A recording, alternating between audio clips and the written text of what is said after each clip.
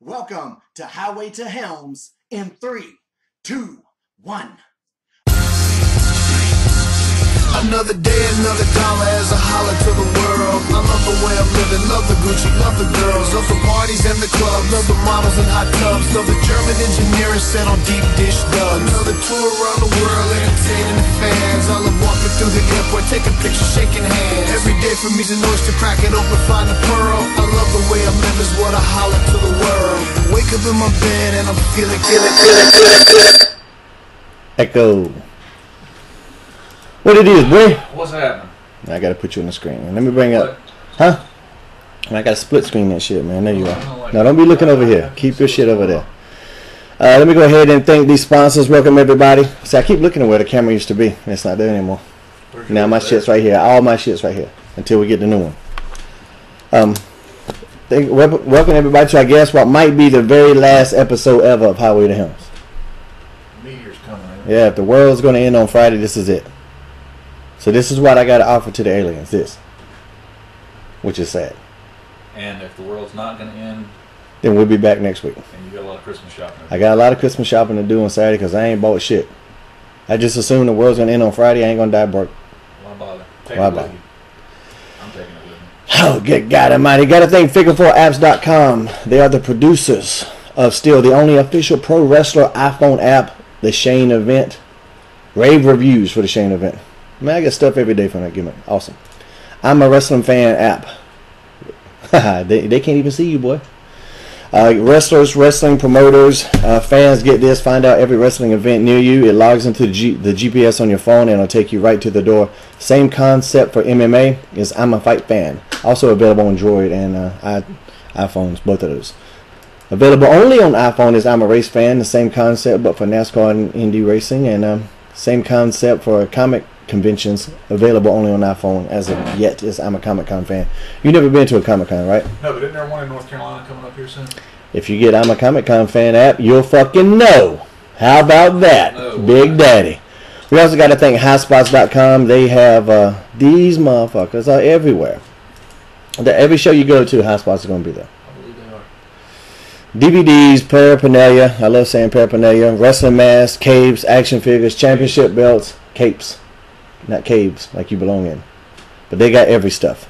Got to thank RF Video for producing the Shane Helms shoot. I want to get a better cover made for this DVD, man. That picture's out of date. I don't like it. We also got to thank ShaneHelms.com and, wait, wrong graphic. ShaneHelms.com because I help produce this shit. So indirectly I am a sponsor.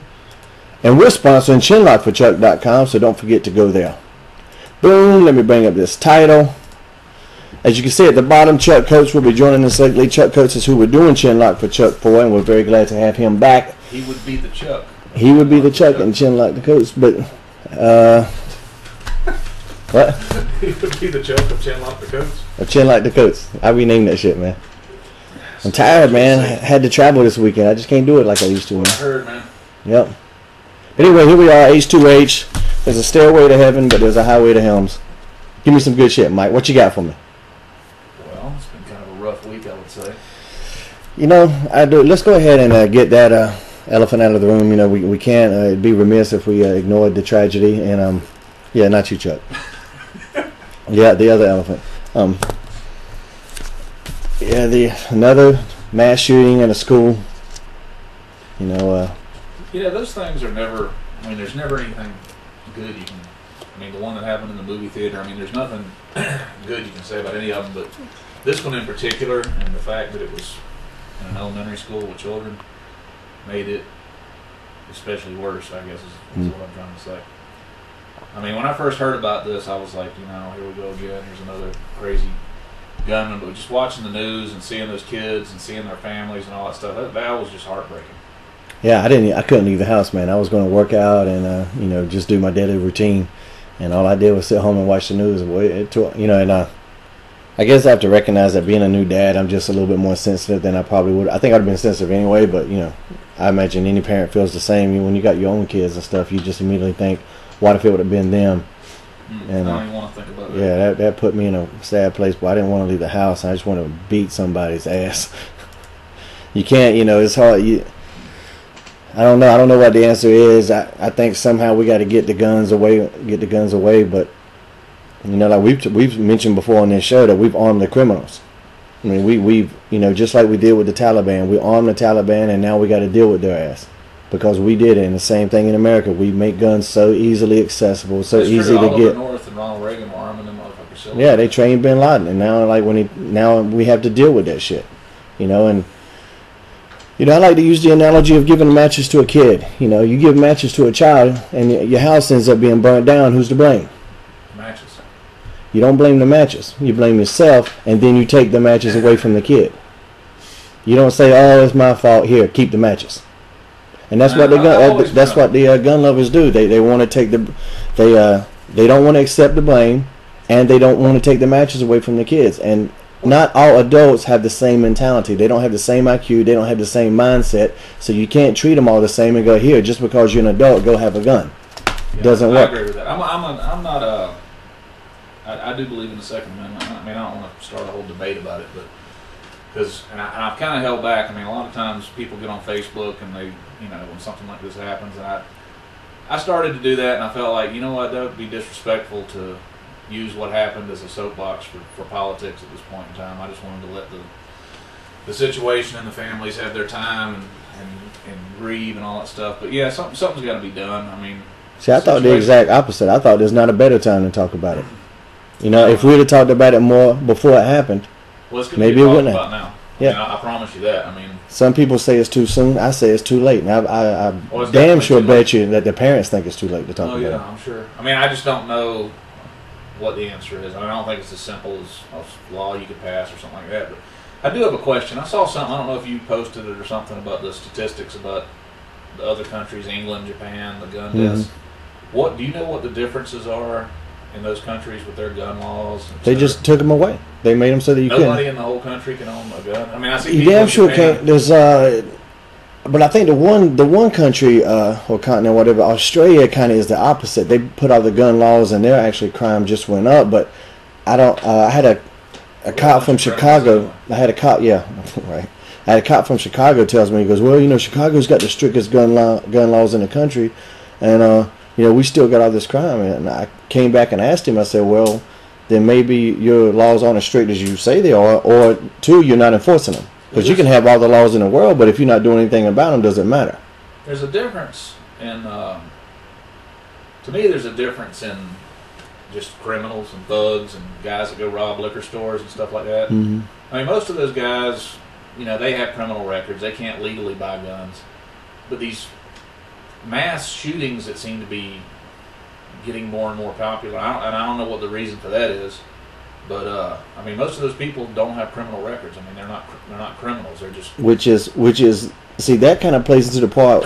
All the gun lovers go, well, the criminals got guns, but it's not criminals that are doing these mass shootings. it's nerds. These are just somebody that just snaps or something. It's somebody that wasn't a criminal before. Obviously, they're a criminal afterward, but a lot of the times it's somebody that wasn't. It's just somebody that has easy access to a gun. Well, this guy from this last one, those were his mother's guns. Supposedly. So technically, he stole them. I guess I don't know if that's what somebody says, but you know, if you're in my house, like if the guns in my house, which if Karen went and used them, that to me doesn't say she stole them. She lives with me. It's domain in our home. It ultimately makes you responsible in the sense that you're the one that brought them here and Yeah. you're the one that left them where she could have them. And especially if this mother knew this guy already had mental problems. And that's being debated. I mean, I mean, the fact that he did what he did shows me something's wrong with him. Yeah, obviously. I mean, you know, but if they knew ahead of time, I mean, I think the guy from Colorado, he kind of surprised everybody, right? I think I think no matter what, it's always easy. I mean, if you look at the Benoit thing, it's always easy to look back and go, you know, hey, that was a weird cat. And at times it was weird. Nobody ever thinks somebody's going to do something like this. Yeah, you know, I was telling Chuck earlier, I was like, you know, you can use in hindsight with Benoit, because I was asking Chuck if he ever spent any time around him, and he said not really. But, I mean, yeah, you can use hindsight and go, yeah, you know, maybe something was wrong with him. But I think you could do that with anybody. I can say, I mean, if you went out and did some shit tomorrow, I'm going to say, you know, Mike was a sadistic, mean-hearted motherfucker sometimes. You know? That's true, I guess. But, I mean, yeah, like you said, I never would have guessed in a million years that Benoit would have done that. No. So, I mean, I don't know. But I think you could buy guns from Walmart. That's the bottom line. And we just keep making more. It's like everybody's got one, but they just making more. It's a big business. Is what it is. And that's all that matters to the NRA and the gun lovers is the money they make off selling guns. And they don't matter. They don't care that these kids are getting killed. I bet the damn president of the NRA didn't lose a damn wink of sleep that night. If it was one of his kids in the school, he would have. But how many guns do you fucking need? Oh, did you see what I posted on your onto that comment you said where you saw the shit I used to have, right? Mm-hmm. You know, did I have any business with all that horse shit? No. No, why did you have them, you think? Really? It's empowering. Empowerment, I guess. Yeah. And it was I guess a hobby or something I got into, just buying all that shit. I never shot anybody with any of them. That's the thing. It's just cool. It's empowering. You know, you grab a gun, you feel a little bit stronger. Go out in the backyard and shoot it. But, like, weigh that against people getting killed all the fucking time. Well, the thing about it is, all right, I could say, you know, I mean, what was I, 25 years old or something like that when I had all that stuff? Could be. I mean, I'm immature now. Dumber and shit. Yeah, I definitely didn't have any business with that shit back then. Nobody does. You know, and I don't need... I can say this. I don't feel that the government has a right to tell me I can't have a way to defend my home. But I don't need an assault weapon to do it. Mm-hmm. I don't need body armor. I mean, because an assault weapon is just that. It's to launch an assault. I'm not going to launch an assault. You know, if somebody's kicking my front door down, I can hold them off with a damn double-barreled shotgun until the cops get there. Because that's all I'm looking to do. I ain't looking to damn... You know, some of these guys, their argument is, well, the Second Amendment is about an armed militia where we can overthrow the government of the United States. Do any of them motherfuckers really think they're going to overthrow the U.S. government? That's what I was going to say. They couldn't do it in 1860 when they tried the damn... Have they Civil seen War. our military? Yeah, what are they going to do? I don't care if you gave every one of them 5 assault rifles. They still ain't going to do it. We are not fucking with our military. No. The rest of the world can't fuck with our military. What, a bunch of farmers from out in Alamance County are going to do it? Chuck, what the fuck? That's a stupid. I mean, that's just... And that whole thing, man, yeah, it was in our Constitution. The Constitution was wrote on hemp, and that's illegal. Yeah. So why the fuck is that paper? Can't even have the Constitution. What the fuck? All right, but yes, condolences from us to everybody out there. I mean, that was a terrible tragedy. I mean, we can argue this gun thing. We're going to have to... You can hear a lot more about that. My solution, stop the manufacturing of them. Because that's why there's so many in the streets, because there's so many that just available. Because once everybody's got some, then there's just going to be millions left over. I mean, all the stuff that, you know, military weapons that are taken out of service, who knows what happens to all that shit. Oh, yeah, they mysteriously show up in the Taliban shooting the fuck out of our soldiers. Somebody's doing something. I mean, I don't understand, too, why it's so hard. I mean, if I go to the Walmart or I go to any gun dealer and buy a gun, I fill out all this paperwork. There's a serial number on the gun. My name's on everything. But I can turn around and sell it to whoever the hell I want to, and that's the end of it. Yeah. So, I mean, and that's kind of the thing about all those guns I used to have, is because I've sold all that shit. I can't tell you who I sold them to or where they're at. You know, so that's a scary thought. Yeah. So, you know, I don't know why the ATF or whoever, what branch of the government's in charge of all that stuff, doesn't do a better job tracking that stuff. The dumbest shit I've heard, though, and I read my timeline on Facebook and Twitter. It's like, well, you know, pencil don't misspell words. People drown in swimming pools. People get killed in car accidents. Should we outlaw cars too? That's the dumbest fucking thing ever. Cars aren't designed to kill. Pencils aren't designed to kill. Swimming pools aren't designed to kill. Guns are built for one specific motive: to fucking kill people. You're never going to outlaw accidents. People are going to die accidentally. You can't compare accidents to cold-blooded murder. Just stupid. I just all the arguments for the you know. It does seem kind of silly to think passing gun laws that criminals are going to obey them. Yeah, but like we said earlier, these weren't career criminals that committed these things. And they don't seem to have a problem with breaking the capital murder law, so I don't see why a gun law would be any different to them. I mean, I think they're not going to obey the gun laws, but if they get caught with guns, the laws should be stricter. I mean, man, in North Carolina, if your ass don't pay your child support, they'll throw you under the jail. They'll come hunt your ass down and throw you under the fucking jail with a gun. You know, if you get caught with marijuana, you're the most evil person on the fucking planet. A plant that grows in nature. Somehow, the government has the, authority to outlaw plants that grow in nature. But yet, they'll create guns built specifically to kill people, and then the motherfuckers, they're just everywhere. We've had that argument, or not the argument, but the discussion about, why is marijuana illegal, but you can go buy cigarettes? why are steroids illegal, but you can go buy, I mean, it's just, none of it makes any sense from a practicality of the law standpoint. If they took all the money they waste on the war on drugs, which is proven to be a massive failure, and all the lives that cost, because the war on drugs, not the drugs themselves, the actual war on drugs by law enforcement is what caused created, and the criminals that make money off of it. If they tried to do that and just try to use that money to try to get the guns away, just to see what would happen, I think it's worth a shot. Well, what kind of dent would it make in gun violence if they legalized the drugs? I don't know. I mean, how many? I mean, down like on the Mexican border and stuff, where all those people are getting shot up silly and all that stuff. I just know in like countries where they outlaw guns, Japan had what 22 or 28 deaths by gun last year, Yeah, and we still got 1,000 people died by swords. Yeah, right. You're stupid, boy. But like, and we still got 12 to 15,000 a year. Those numbers are ridiculous. Like, I don't know how people even look at that and argue.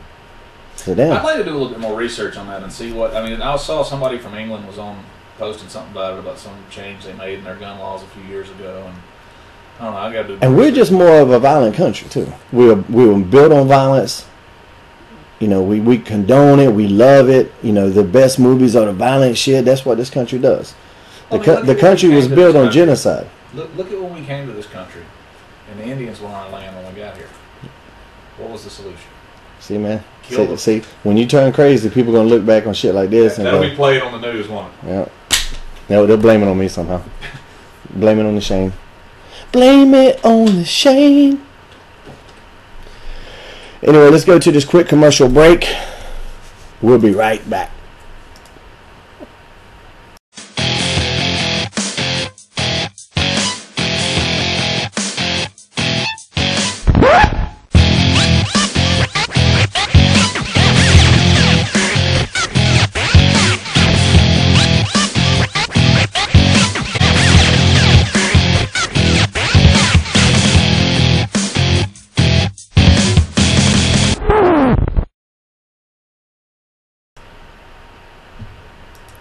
And we're back. We got to thank Top Rope Belts once again for being a great sponsor. I don't have my belts up here today. Where they at? Where they at, man? We see you got the little Gladiator over there beside you. That's that Gladiator. Man, get off of him, boy. What would you do if I was doing that and the thing snapped? I would throw this pen right in your face. What are you doing over there, man? Oh, they're all downstairs. All my belts. All my championships. I got so many belts I can't carry them around with me no more. So what's the next move?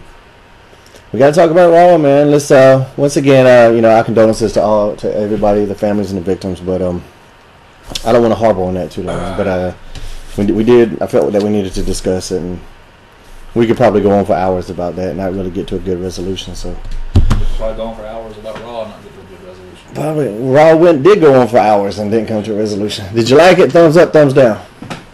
Hold up, before you say that, them motherfuckers watch my shit. Without a doubt. They're watching this show. They're watching TNA. They watch everything. I do know that Vince is, there's a reason he's the master. The reason he's the #1 company in this business. Because he ain't afraid to steal a fucking idea. And I'm just saying, man. There's a couple things that I've said that they suggestions both you and I have made, not only on here but on Twitter and on my Facebook. And these little comments, all of a sudden they start being applied to WWE television. And in the last couple weeks, I've been Maybe they need new writers. You think? I don't know if I can handle that pressure, but be all right if they leave you alone and let you do it. Just did a shoot interview yesterday. No, not yesterday. Saturday with Matt Hardy for our videos, going kind of a face-to-face where we're both kind of talking about different things. And one of the suggestions, they asked me to any suggestions for Raw, and I did what we talked about on here in recent weeks, like that Vince not be married to the roster. Not limit himself with the guys he's got. He's got open access to the world. Anybody he calls is going to come. Because Raw is still the #1 wrestling show in the world. That's still the biggest audience out there. And as a performer, no matter how good, they may not have the best wrestling going on, but that's still the biggest platform in the world. So, and what happened, man, they had Flair, good look, and I love that music. I pop like a little kid every time I hear it. The New Age Outlaws, Ron Simmons, man, Tommy Dreamer came back, and I don't know how long these stints are going to be. Maybe they're short, maybe they're one and dones, whatever. They had the Boogeyman, but whatever. That was overall, it was a real exciting show, I thought. Yeah, very entertaining. It was better. Very entertaining. To see how the rating does on this. DX. Yeah, but the thing is, you can't. If people might hear about it later. Remember what I told you? Ratings sometimes go on the show, go off the show before. Like this show could be so good and not do a great rating. Any of that stuff, so. Yeah, but like I think word of mouth is going to make people watch next week. Yeah, they let it all hang out this week. I guess they got tired of 4, 5, 6 weeks of bad ratings in a row. Yeah, I saw the rating last week and came back up slightly from the week before. I mean, nothing to get all excited about, but I guess going up's better than going down, right? depends on what we're talking about. That depends, my friend. But I thought it was real good, man. A very unique ending with just debuting of a new cat on John Cena. Yeah, was that Ice Train? I don't know. I don't know who that was. Big E, I think they call him from NXT, but I don't get a chance to watch NXT. Big E. He was Big E, so I'm not sure who it was. I guess we'll be finding out. I guess so. And of course, he was with AJ. AJ Lee. God, I just don't get that, man. Damn, I wish I could have got that kind of push. I was actually going to change the channel, man. When the match, actually, the main event match was a mixed tag. It was Dolph and AJ against Cena and Vicky. And I was like, I just can't bear to watch it, man. Especially when she started cutting a promo on the ladder, I was just like, yeah, right. I don't get it, man. But then again, when you date one of the writers, I guess that helps out. Which one would that be? I don't fucking know. That might even be just a rumor, but I've heard it quite a bit. That's the rumor. I keep hearing that rumor. Sometimes when you hear a rumor over and over, you tend to think it might be true. There was a rumor going around a couple of weeks ago that John Laurinaitis was fired. I guess that's not the case. I never heard that. Somebody on Facebook said it. It seemed like I heard a rumor of a demotion, but nothing of being fired. And then I heard he was just injured. So he was the yeah, relations guy. Yeah, head of talent relations. What is that? What exactly? I mean, I know I've heard that for years. What exactly do you do? You fire people. You relate with the talent. You handle other problems, man. That means when it's time to fire one of them, you're the one that's got to call them. Yeah, but it's also you're the one that hire them too. So you could be their best friend one day. That's a tough job, man, because no matter what, you got to be the guy that fire people. So even if it's nice, even if it's for a good reason, even if it's for nothing bad, just it's a cutback, creative has nothing for you, or whatever the shit is, when you got to be the one to fire somebody, you're going to get a bad rep.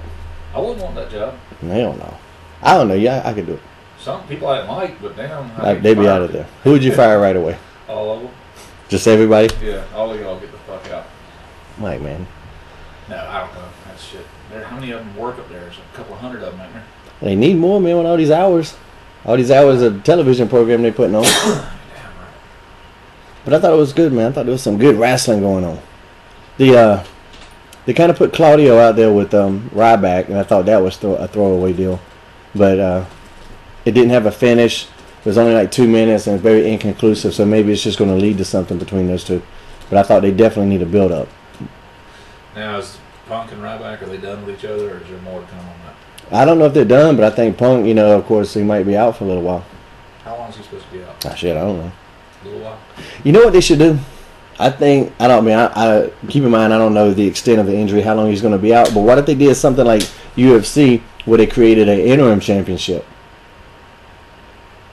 And instead of stripping Punk, they created this interim championship in the meanwhile, which would play into the him being disrespected angle, because they're not respecting the fact that he's a champion.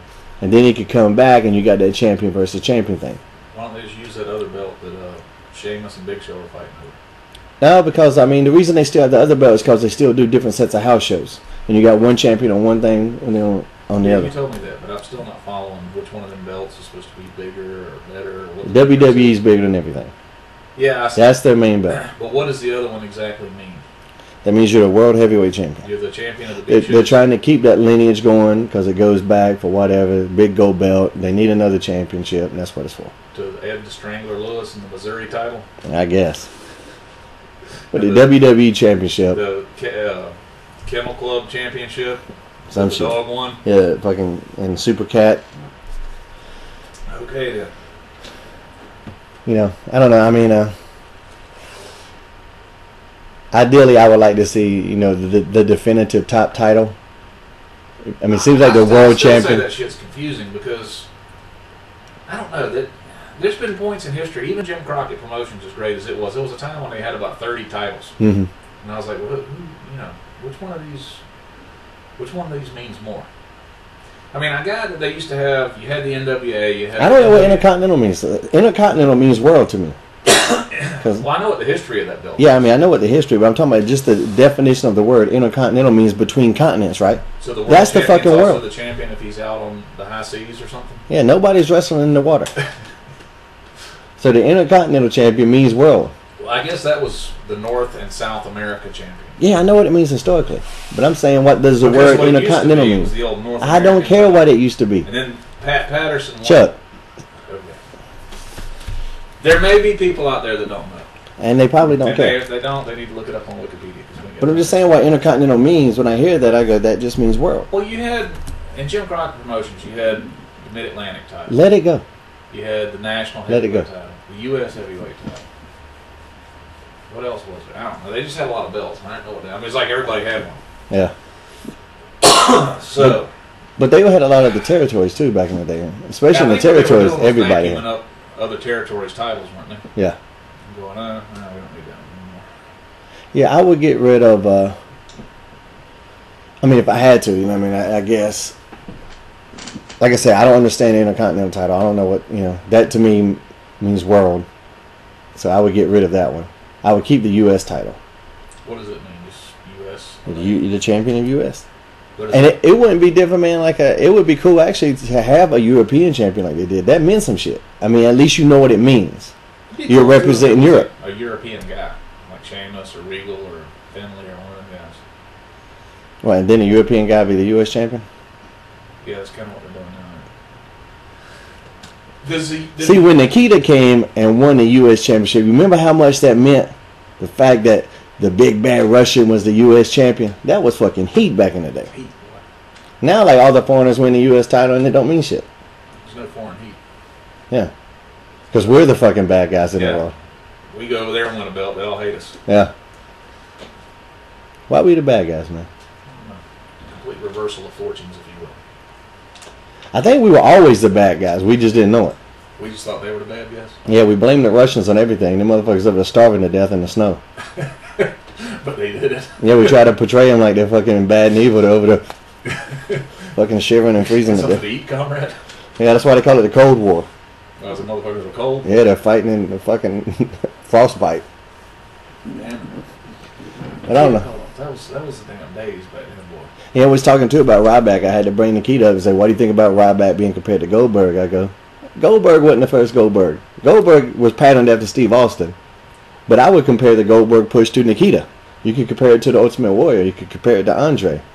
Like, why don't y'all leave Ryback alone? Motherfucker's bald and muscled. What's he going to do? Ryback. I like Ryback too. Big motherfucker comes out there and kicks the shit out of her. And then he got a tan and came out at the end of the show and beat up Yeah. John Cena. That's Why? some damn funky colored tights. And they called him Ryback. Everybody was going. Big E. I tell you what I was impressed about that dude. He had Cena up on his shoulder and jumped with him. And jumped. Carrying a 245-pound guy on his shoulder. I don't know what he squats, but I bet you it's a fucking I lie. bet it's more than 245 pounds. Damn. He had a good look to him too. That's a good little spot.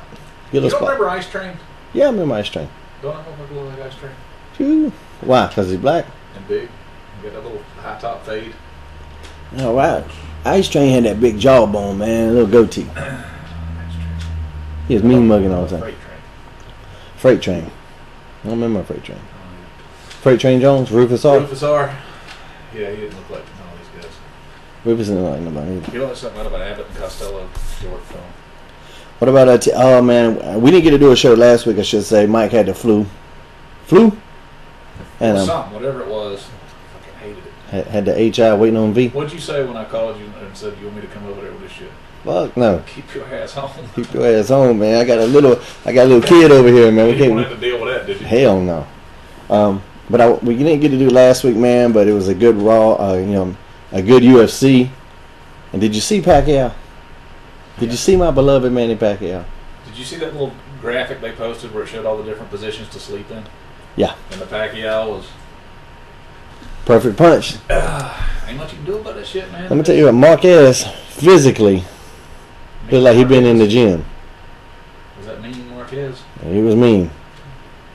Damn, we caught him with one day. He wasn't even looking when he hit him. He was looking like this. You know how many people it takes to beat Pacquiao? One? Just one. You want the odds of him winning that one? 1. Million to 1. And that damn punch like it damn hurt his ass, man. Those are the knockouts you got to be careful from too, because anybody that's knocked out and their ass is asleep, like for an extended period of time, those are the ones that are hard to come from. Like Terminator Johnny.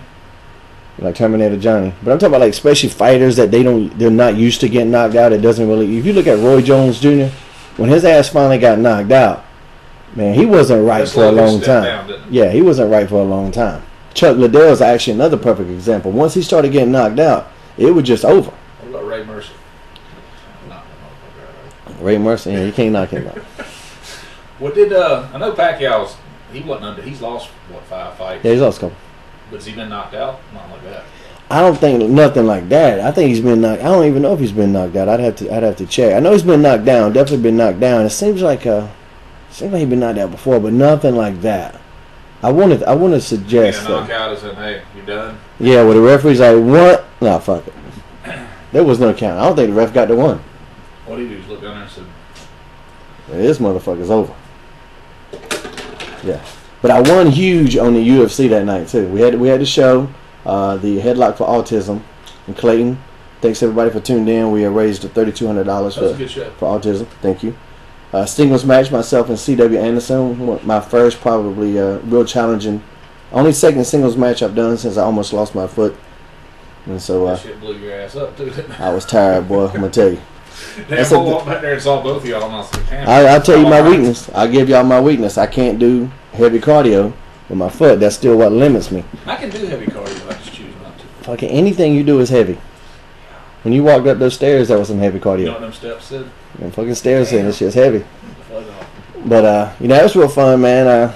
I had to pull out some of my old shit. I've been hearing about that about Lewis and the shows he does in that place. Yep. And it was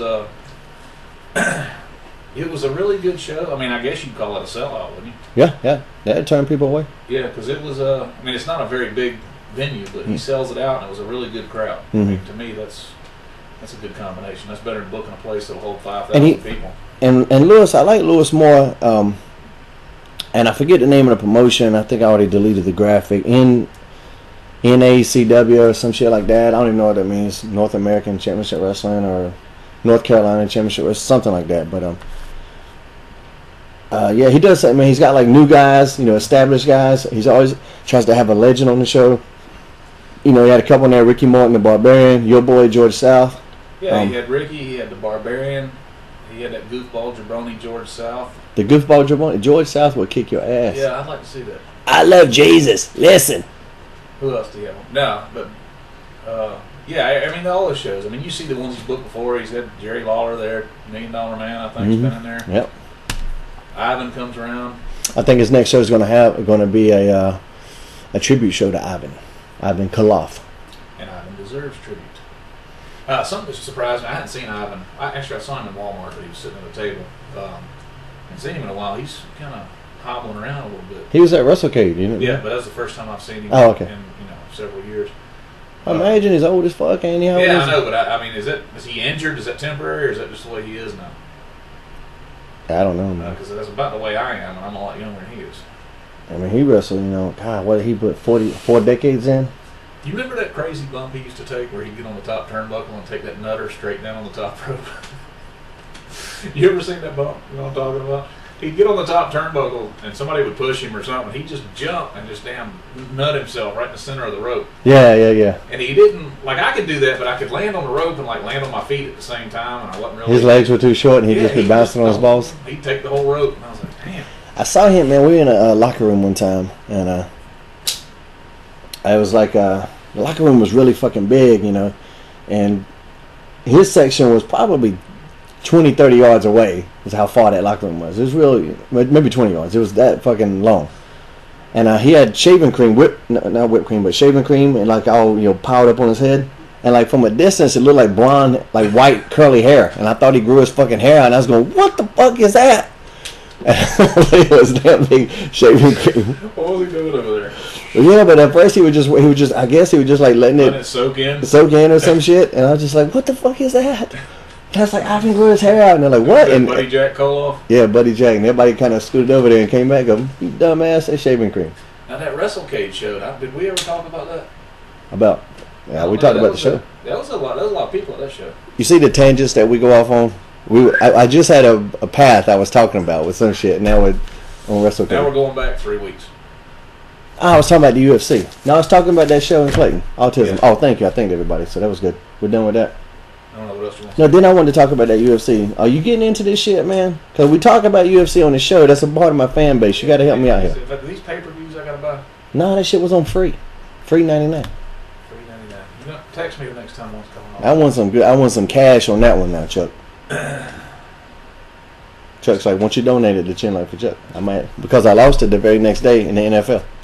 But yeah, BJ Penn got fucked up. My man Ron Zombie, all his 3 favorite fighters, Nate Diaz, BJ Penn, and Shogun Rua all got their ass beat, and I won money off all of them. Isn't one of those companies about to go under? Strikeforce is closing shop. Why are they doing that? Strikeforce was because UFC bought them out. Strikeforce basically got the WCW treatment. They got bought out, kept around for a little bit, and now yeah. Which is why I said was going to happen. But business is good for those guys, right? Yeah, I mean, business. If the economy just sucks. The business is what it is. I think you can't really control the fights sometimes. So sometimes the fights are boring. Sometimes the shows are boring. You know, that's the one thing where wrestling is always going to have the advantage. You know, when you go see, yeah, you go to that damn TLC pay-per-view they just had. All I heard was great things about that. You know, really good. That's what you said. I didn't really. Yeah, the Shield showed out. I just ran into the Shield in the airport. You know, they're fighting injustice, so I had to give them some tips. You introduced yourself, and it turned out you actually had known all of them for years. Yeah, I've known them all. So, and actually, I guess I met Ambrose before, and of course, Rosie's brother's the Roman. I never met Tyler Black before though. Whatever his name is, Seth Rollins. Where did he start out? Who? Tyler Black. He was the Ring of Honor champion for a while. Okay. So, Ring of Honor just got a whole bunch of new tag belts and stuff. Now Jim Cornette's out with them, right?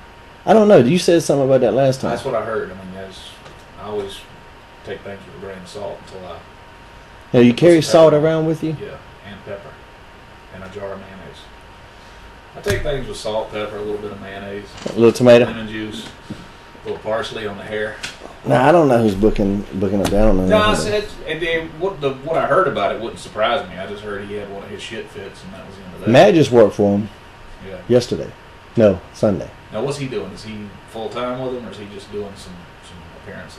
Hell, I don't know. I don't know what the hell he's doing. I think they hate him though. The crowd was chanting "Fuck you, Hardy," so that leads me to believe that they hate him.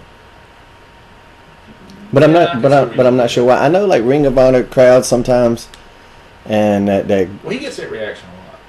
Yeah, but like sometimes like the Ring of Honor crowd, especially like the ECW crowd and the cult ECW crowd. Like if you came from WWE, they would just hate you. Just because they thought you were a. I don't know what the fuck they think. It's just like because you're the establishment, you're the man, and it's like, well, motherfucker, I got successful. PWG was like that, Pro Wrestling Guerrilla on the West Coast. Like I worked for them, and they hated me because I came from WWE, and I was going. So I catch a fucking break here. I'm trying to work for a living here. So I did the Indies for 8.5 years, just like all these assholes. I actually made it, and that makes you boo me. Yeah, I'm jealous. Like damn, what did I do? But I knew that going in, so I actually was able to have a fun match. Did you work with it?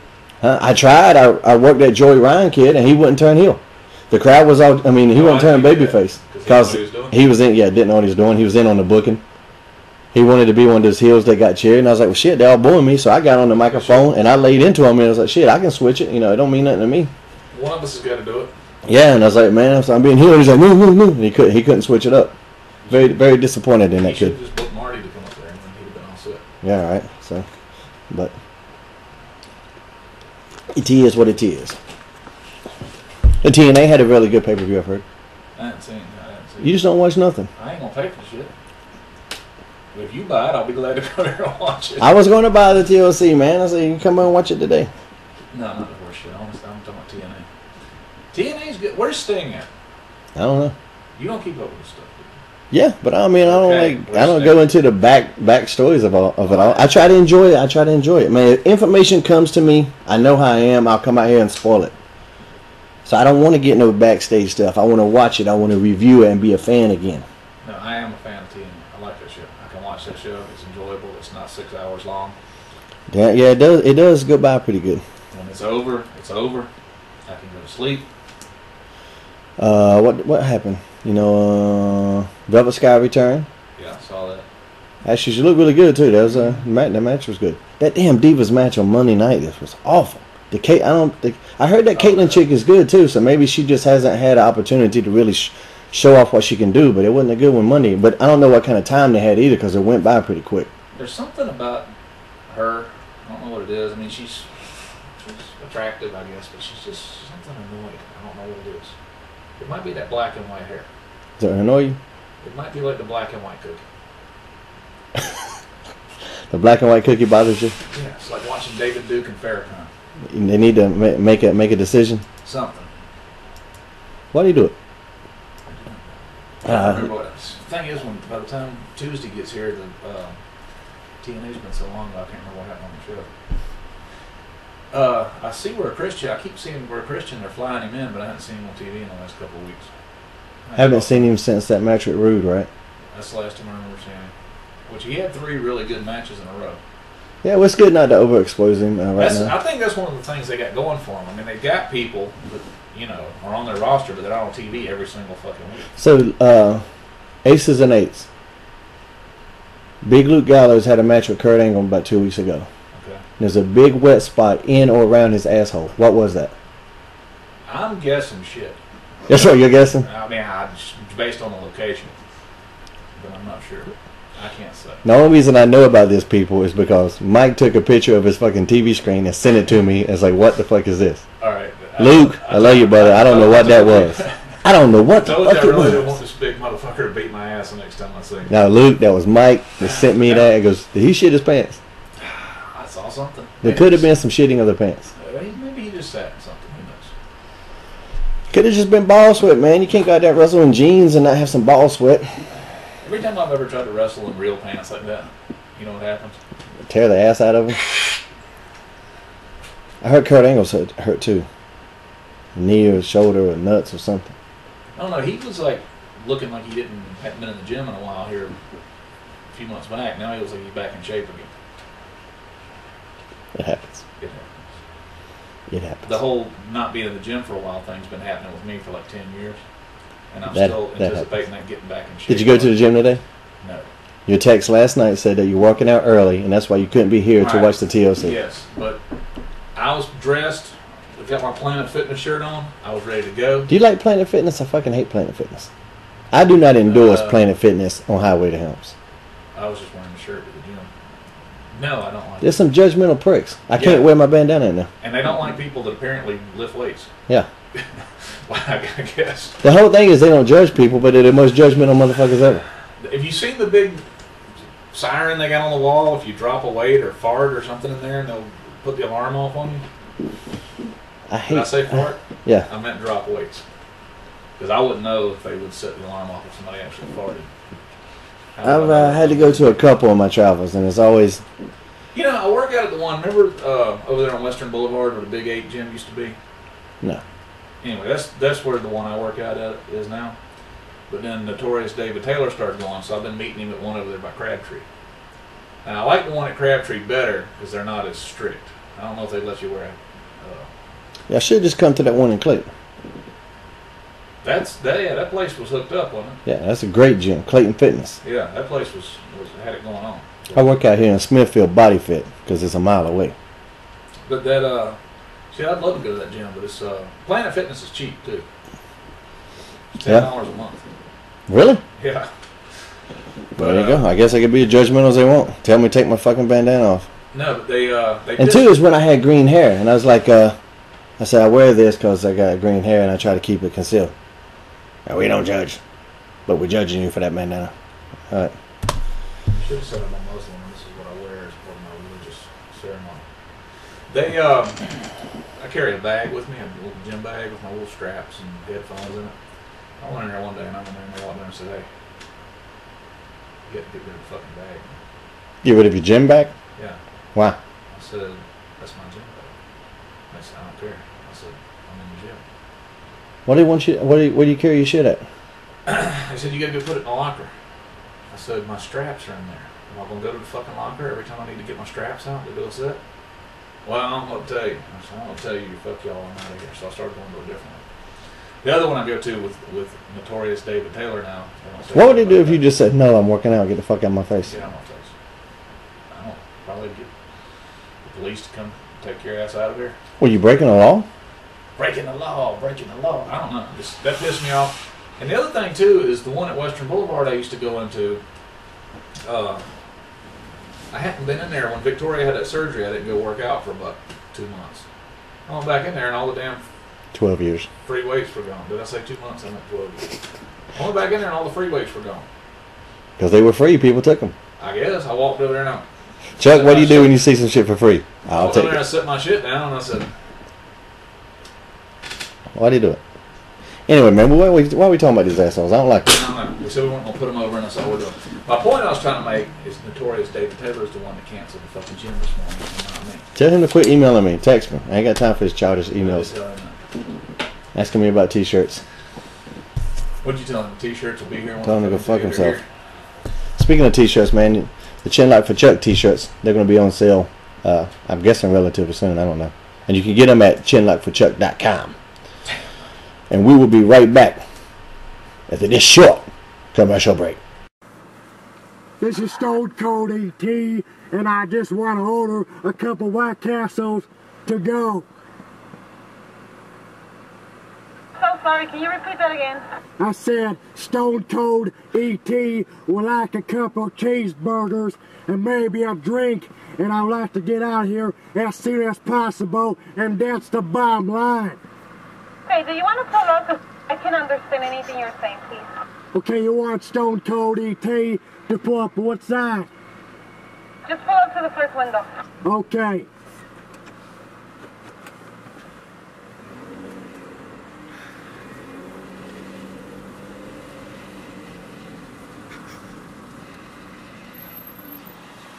You know Stone Cold ET.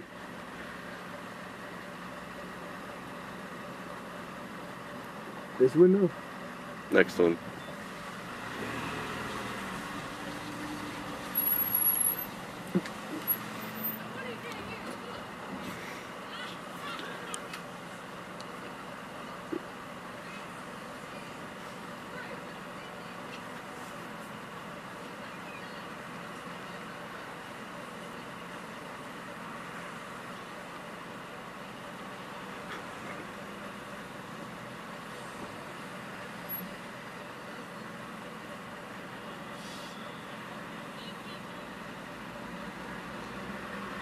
Start saying something.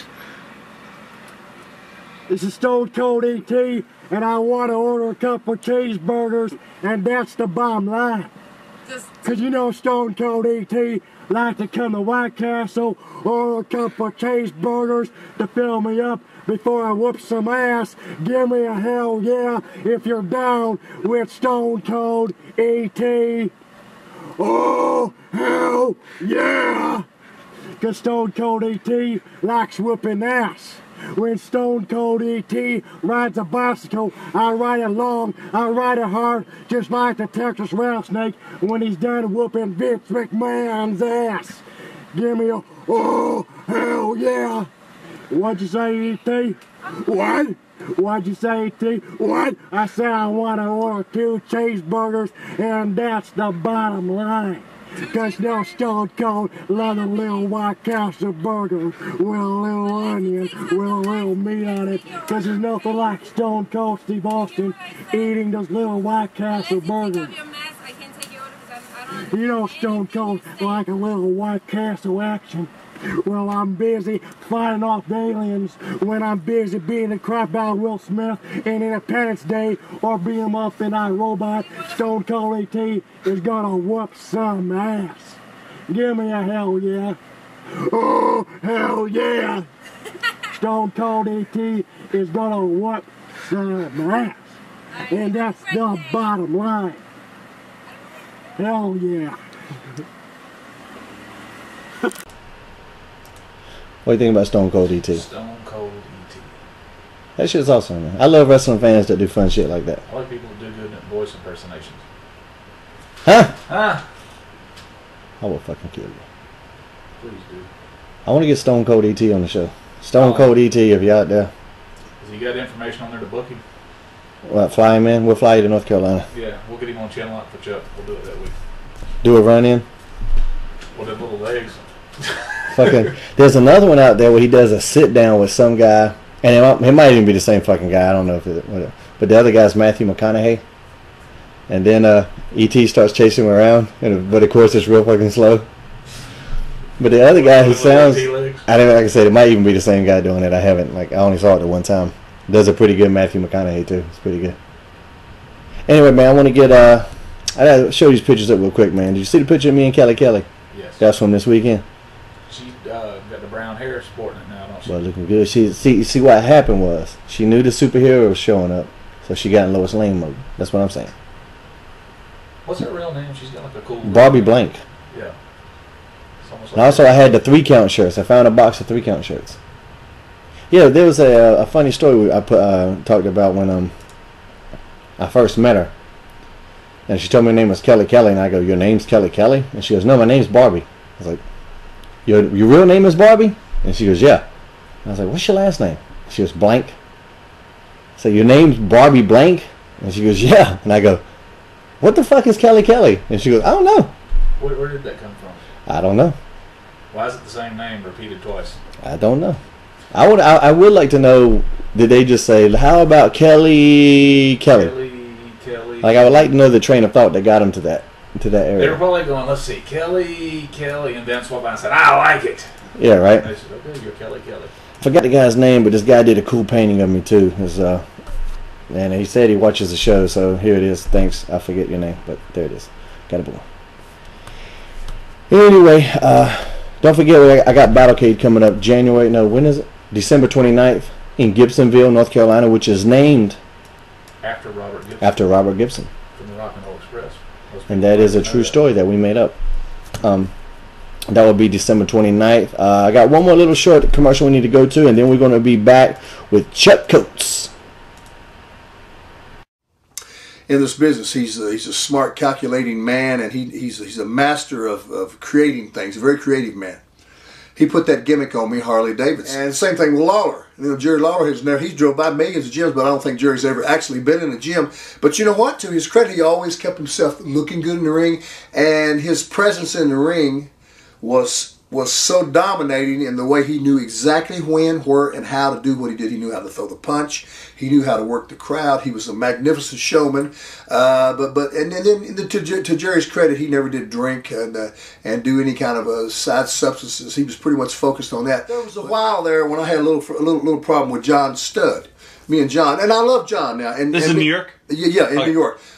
John would try to take advantage of you a little in the ring. You know, he would, because first, if Andre and I were wrestling him and Bundy, he wasn't going to get anything off Andre.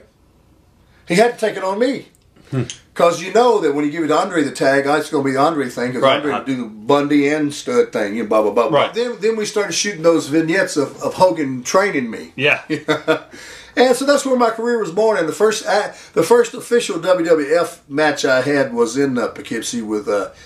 Back in our day, it was guys were cracking left and right. I've cracked before and just run off and run home because you just lose it. You know, a lot of guys, I believe in their days, kind of subliminally or subconsciously were begging for an injury so they could just go home. Right. As long as it wasn't a horrible injury, you know. Hercules Hernandez, God bless his soul too.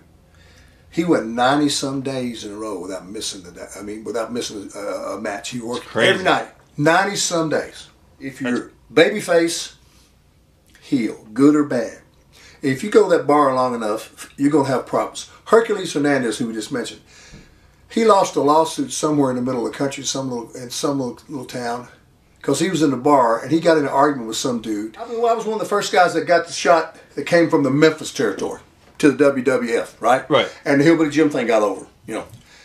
Vince McMahon calls Jimmy Hart. Jimmy thinks it's surreal. Oh, yeah, sure. And it's really Vince. Blah, blah, blah, blah, blah. Next thing you know, I get the phone call. Oh, baby, I love you. Hold on, what's going on, Jimmy? What happened? Oh, baby, Vince McMahon. doing? I said, oh, settle down. And he explained it to me. He explained it to me. Oh, baby, I tell you right now, I love you, brother. Look, you know, brother, I'll do. Oh, my God, I love you forever. Oh, my God, I can't wait. And he's got a match against King Kong Bundy. He ain't going. It's already advertised. Fence is livid. Electric. You got to go. Me got to go. You got to go.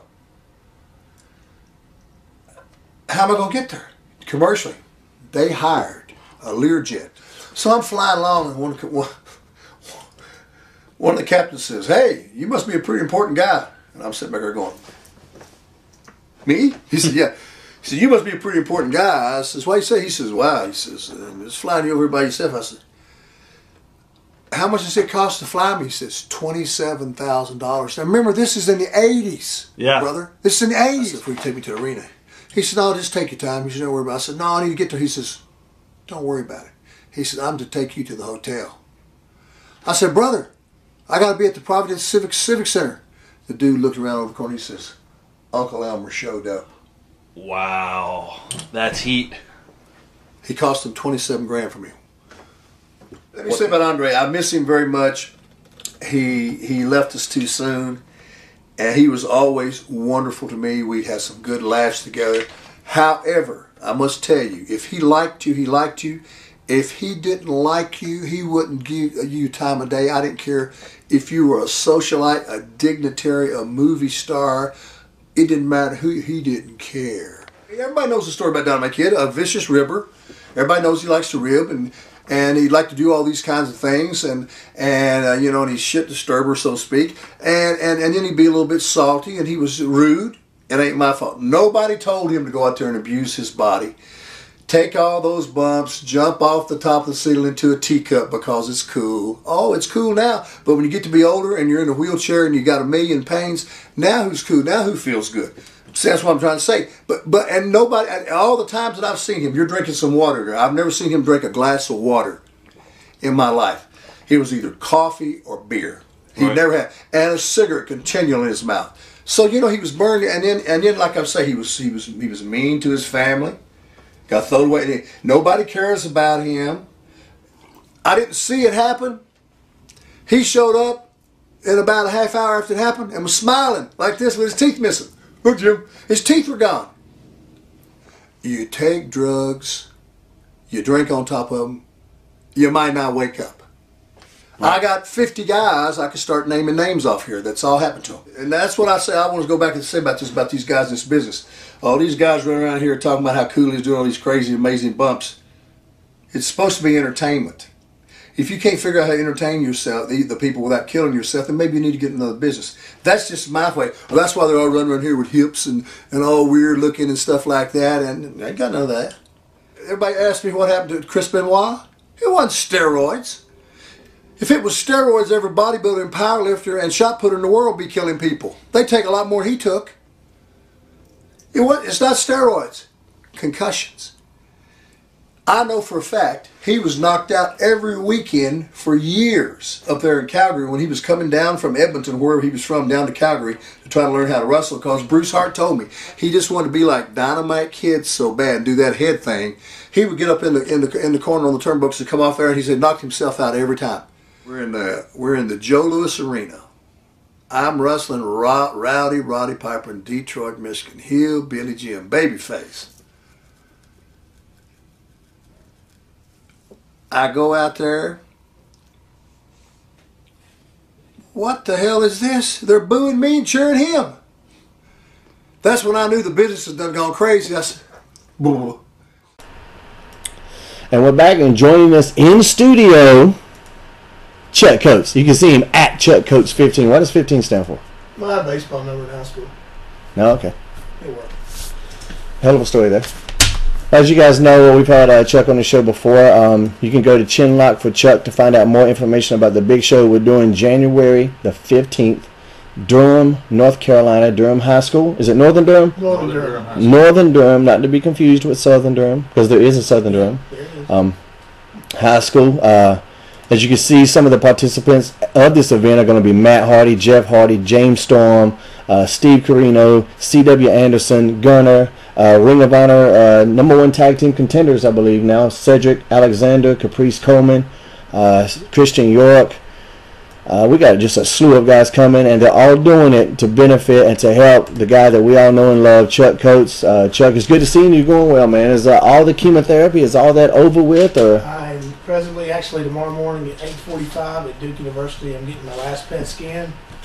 And since I've seen you guys last, which is in springtime, it's been a long ride. And went through the chemo's over with, bone marrow transplant took place in September. And now been going back once a week, getting my blood work done. They check everything, make sure the levels are up.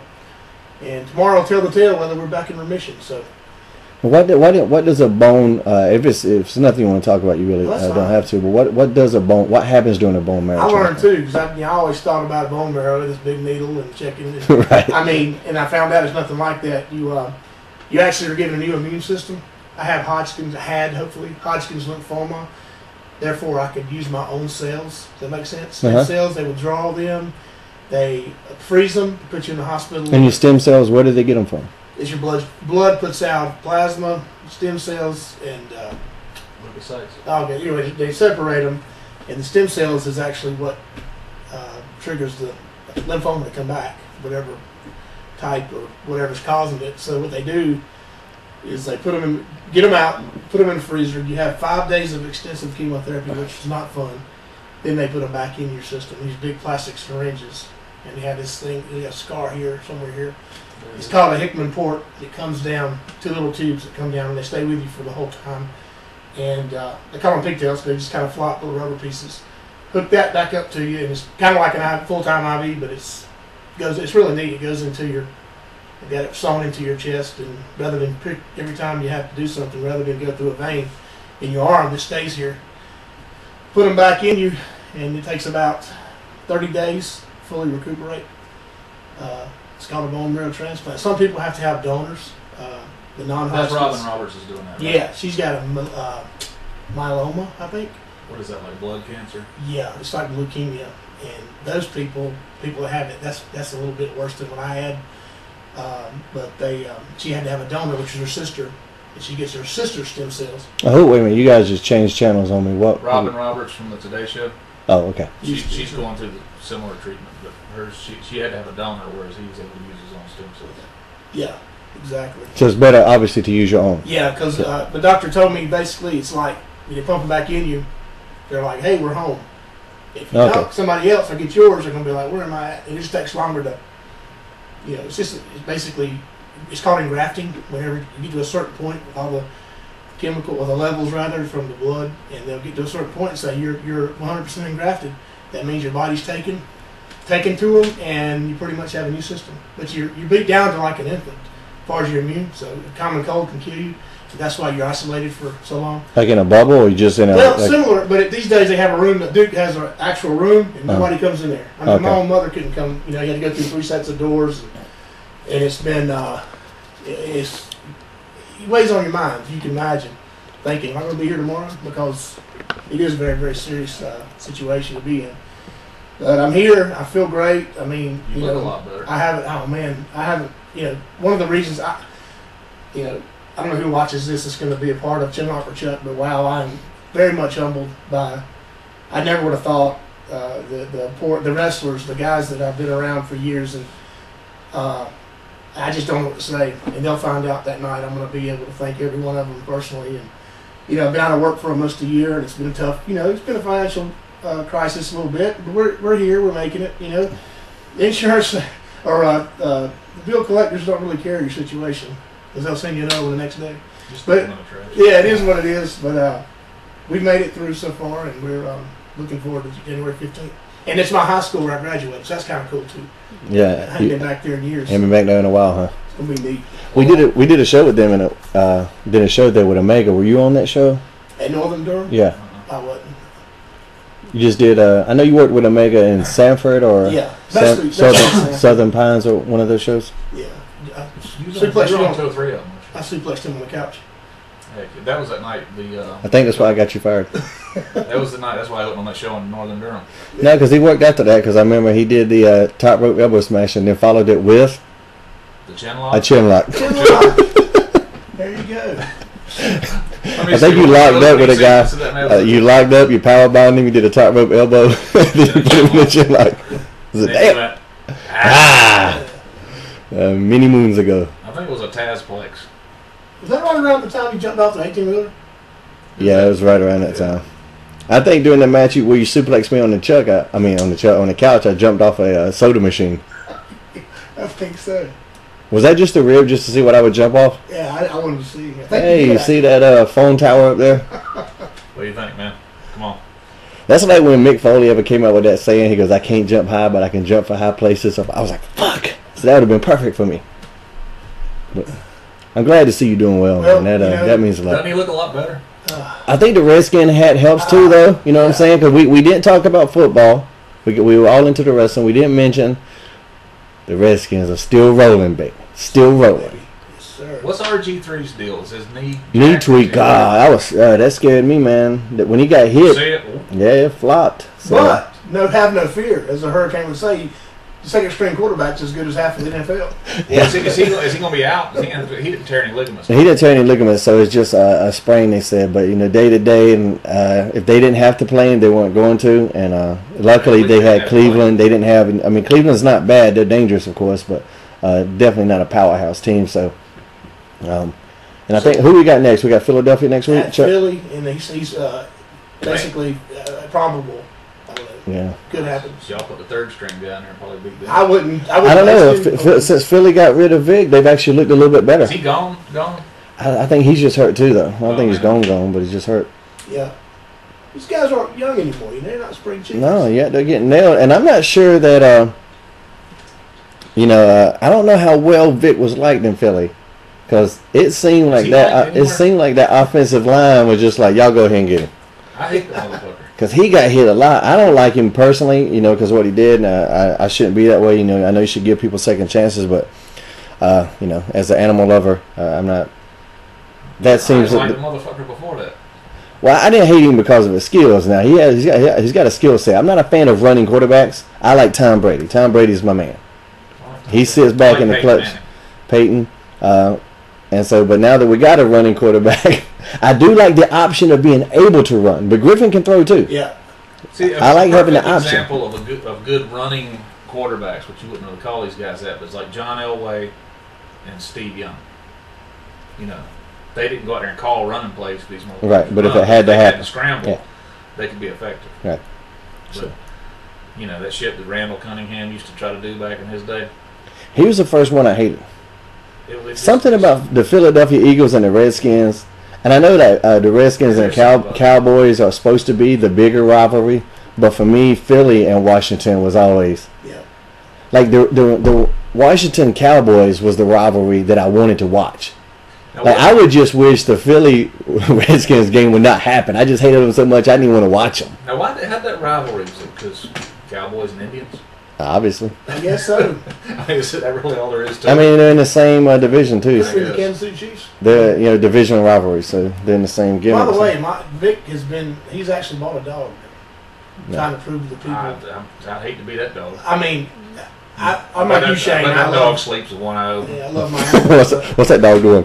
I'm like you, Shane. I just don't know. But I hope that he learned a huge lesson. It's not right. I hated him when he played at Virginia Tech. Having his stupid brother ain't nothing. Whoever can, not to get on a rampage, but whoever can enjoy that kind of stuff is sicko. I mean, chickens, dogs, whatever, they're sick. Okay, you enjoy torturing something. Yeah. To death. I'll get pissed. I'll get hot. Like he gets hot about the gun thing, I'll get hot about it. Torture something just a little bit, but not until it dies. Yeah. It's strange. I could watch two human beings beat each other to death, but I don't want to watch two animals. Well, at least they got a free choice in it. Yeah. We were talking about the squirrel, wasn't we? He gets across the road and he comes back. Why does he do it? Why? Poor squirrels. I don't want to capture him and take him home and hook him up to a couple of jumper cables. Yeah. That's the thing, man. Like, I don't know. It's real evil to kill animals. It is. For pleasure. I'm not talking about, I'm not talking about if you got to eat and all that shit, Yeah, who's starving around here? Yeah, ain't nobody starving around here. Especially not him. Especially on that camera over there. Man, over here you got some weight. So wait, is that table okay? Is the stuff on your desk starting to slide this way? Yeah, obviously. Speaking of which, I went through a year obviously battle with cancer, but I have not missed a dinner table. Our doctor's like, you gained 3 pounds, you gained 6 pounds. You gained weight on chemotherapy? I lost 12 pounds in the hospital because I could not eat certain Right. things. But as soon as I got out and I got I was on. I bet that helped your immune system a little bit, though. Well, Mike told me back in college, you got a cast iron stomach. Yeah. I guess I do. Hey, the McRib is back. That's what I heard on Facebook. I might have to text. I might have to text Mike Dolce. You know, the Dolce diets. I live by it, but I'm gonna see what the where the McRib is. Is it anywhere? Like, is it anywhere on the diet? Can I get one? Cheat day, right? Can I get one McRib? And what I don't like is people try to tell me what's in the McRib and stuff like that. And I was like, I don't give a fuck if it's made out of baby tears. I am going to eat that McRib. That thing is delicious. I love the McRib, boy. Yeah. I never eat McDonald's anymore. The only thing, raincoat when you eat that damn thing. the only thing I ever eat, like a condom. No, like a raincoat. The only thing I ever eat from McDonald's is a Egg McMuffin anymore. I stay away from all the burgers, and that Egg McMuffin is very rare. Just if I'm on the road and I need some breakfast. They're 2 for $3 right now. He's got the dollar that menu. He's got the McDonald's app. Does McDonald's have You an can app? tell I'm not wrestling anymore. But yeah, I'll break out for a McRib. One time, me and Ken Kennedy, Ken Anderson now, were on the road, and we were driving, and we were starving to death, and we want to get something good. We want an Applebee's, or not that it's that great, but we want a chicken or steak or something like that. We don't want no fast food. But there we are. We see the arches, and there's those words. The McRib is back. We ran over 3 fucking lanes of traffic to get there. Barbecue sauce all over the front. Everywhere. And we had Hornswoggle in the back, fucking yapping like a little dog. Did you buy him one? Hell no. We threw McNuggets at his little fat ass the entire ride. We did get him to moon somebody. Somebody was driving by us, one of the other. So that was the traveling crew, you, him, and Hornswoggle? Not normally. I don't even know how Swoggle got in there. Swoggle's a funny little bastard, though. But he was mooning the people. When he did, I slammed on brakes and his ass flew up in the front of the car. And landed on Ken Kennedy? No, he landed on me. Not fucking good. That's not. Do not try that at home. That was very irresponsible. Who was that midget you tried to slam that time that so much weighed a ton? Yeah, were you there at that, Chuck? We're in this battle royal. Probably so. And the battle royal, they want the midget to go over. And which was fine, we didn't care. But then the promoter went out of his way to come to me and Mike. Maybe because he knows us. And ask us to not mess with the midget. So this guy apparently felt the need. Yeah, he felt the need to come. And truth be told, I had not thought about messing with that midget until he came over there and said that. And I'm sorry if the word midget offends anybody. All the midgets I know, they say they don't care. And what did we do? So he walked away, said we're gonna get that fucking midget. So now we felt obligated to get the fucking midget. But I forgot about it. It's one of those independent battle royals where there's 40 fucking people in there, and I'm over there doing something, and I feel somebody kicking me in my ass, and I turn around, and it's the little midget back there fucking with me. And so I tried to get him, and he's running over people's shoes and between their legs and doing cartwheels and shit, and I can't get to him. And finally I get him, and I pick his ass up, and I'm a body slamming, but he's heavy as fuck. And I was like, God damn, you little bastard. And I pick him up, and I throw him down as hard as I could, and he just no-sold that shit and got up and walked away. I was like, you little motherfucker. So you get no-sold by a midget. That motherfucker no-sold me. And then I went tried to get him, and Big Iron Chief grabbed me and started chopping the piss out of me. Is that the same Iron Chief from years ago? Yeah, same one. One and only. There's not 2 Iron Chiefs, Chuck. You've had Chiefs, and you've had Iron Cheeks. Who came up with that name, Iron Chief? It had to be you. The Iron Chef. Nah, I came up with that shit, man. I loved it. But you're doing good, man. Are you back to work now? No, I'm supposed to, if the scans, everything checks out, they're going to probably look. And you say you'll know that tomorrow? Yeah. Well, actually, she said our preliminary results should be in. The scan's at 8:45. My doctor's appointment's at 1. It's all at Duke, so I'm hoping that through the system there they can have something to give me. She said definitely by Friday. Oh, by Friday, you know? If we're in remission, I'm ready to go. So by the end of the world, you know? I mean, so that's what's going to happen. You're going to get a phone call, and they're going to say, hey, yeah, everything's all clear. Then you can look up in the sky, fucking big ball of fire. What the fuck? We'll all go at the same time. We might as well. Did you guys get to watch the meteor shower the other night? I saw your post No, I missed that. And somebody had said something about it. I knew it was coming, and I missed it. That was actually, that was very cool, because some of them were really bright. I've never seen that many shooting stars collectively in total in my entire life. And those things are only like the size of a grain of sand or something to make that big. Ah, there's no way. That's what they say. I don't know. That's what they say. How can something, a grain of sand, make a fucking explosion that big? It's hauling ice. I'm not buying that. Check the archives. I ain't checking shit. What archives? There's archives. Of what?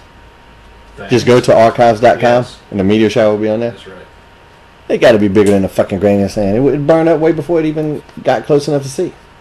Wouldn't it? I don't know. I heard sand. That's what I heard. They're Maybe. saying shit the size of that damn desk right there will blow up the whole planet. No, it won't, man. All those damn meteors that hit the Earth, they got to be like miles wide to do any damage. You sure will?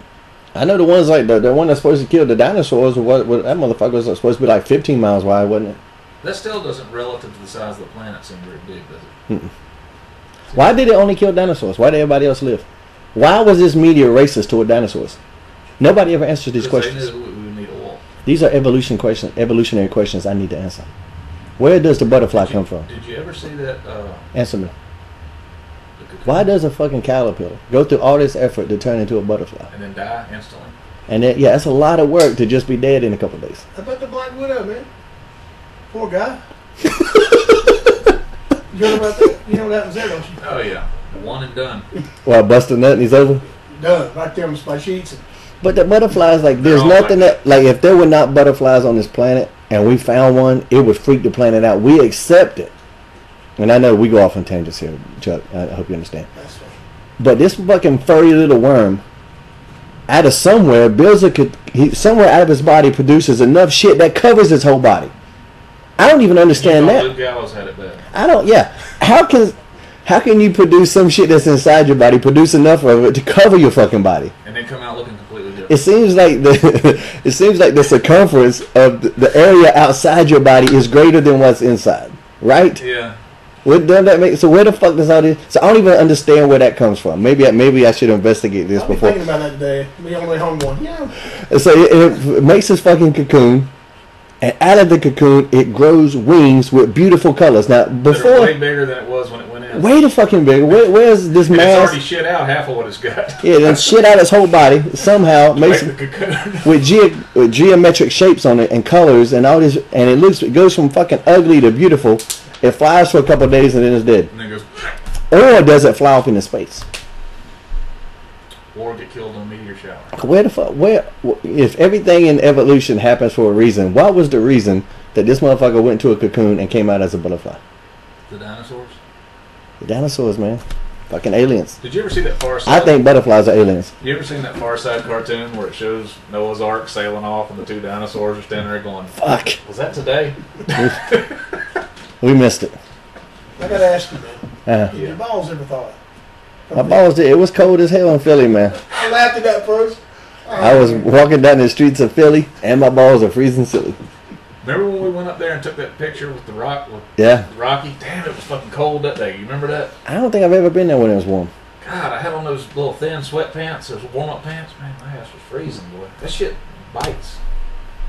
Well, being cold bites. You know those Now, was bites? that me and you that went there? We got there like midday. We went to the hotel room, took a 2-hour nap, woke up, and it had snowed, and they'd already cleared all the roads. Yeah, we thought we'd been asleep for 3 days. Yeah, like North Carolina had snowed that much. Our asses would be shut down for a month. That's when we had our ECW trial, and I headbutted Nova right in his fucking head and about knocked us both out. How'd that work out for me? Yeah, because if that had been North Carolina, they'd have canceled the show. Yeah, one flake of snow and they canceled school for 2 months here. It's like that in Canada, man. Like we would do shows. We did one show, and I'm thinking it's around Calgary or Winnipeg, Manitoba, that area, and it was, man, snows up to your damn chest. But they got all the streets cleared out, and it was so cold we wouldn't even cut our car off. When we went to the gym, we would just leave the car running the whole time. Because we didn't want it to get cold and covered with snow. We'd go eat, we'd leave the car running the whole time. It cost us like a couple extra $100 in gas, but Me and Murray that shit was cold. went to You and who? Murray. Otto Schwann's? Yeah. It was I've talked to you about mentioning Otto on the show before. Haven't we come not to do it. Yes. We went somewhere, and it was like Wisconsin or somewhere like that. And I mean, the snow drifts were like as tall as these walls, like where they pushed it off the roads. Right. And you're driving and you can't see shit. All the damn signs are covered up and everything. And then this is the funny part. This is showing how we're not from there. We finally see a restaurant. It's a Friendly's. You know those restaurants? Very friendly. So we pull in there, and the parking lot, and there's just snow piled everywhere. We pull in, and the parking lot was clear, so we pull in the parking lot, and we're looking, and there's this huge like mountain of snow. I mean, seriously, like as high as the ceiling. And we're looking at the restaurants behind it. And we're like, well, how do you get to the restaurant?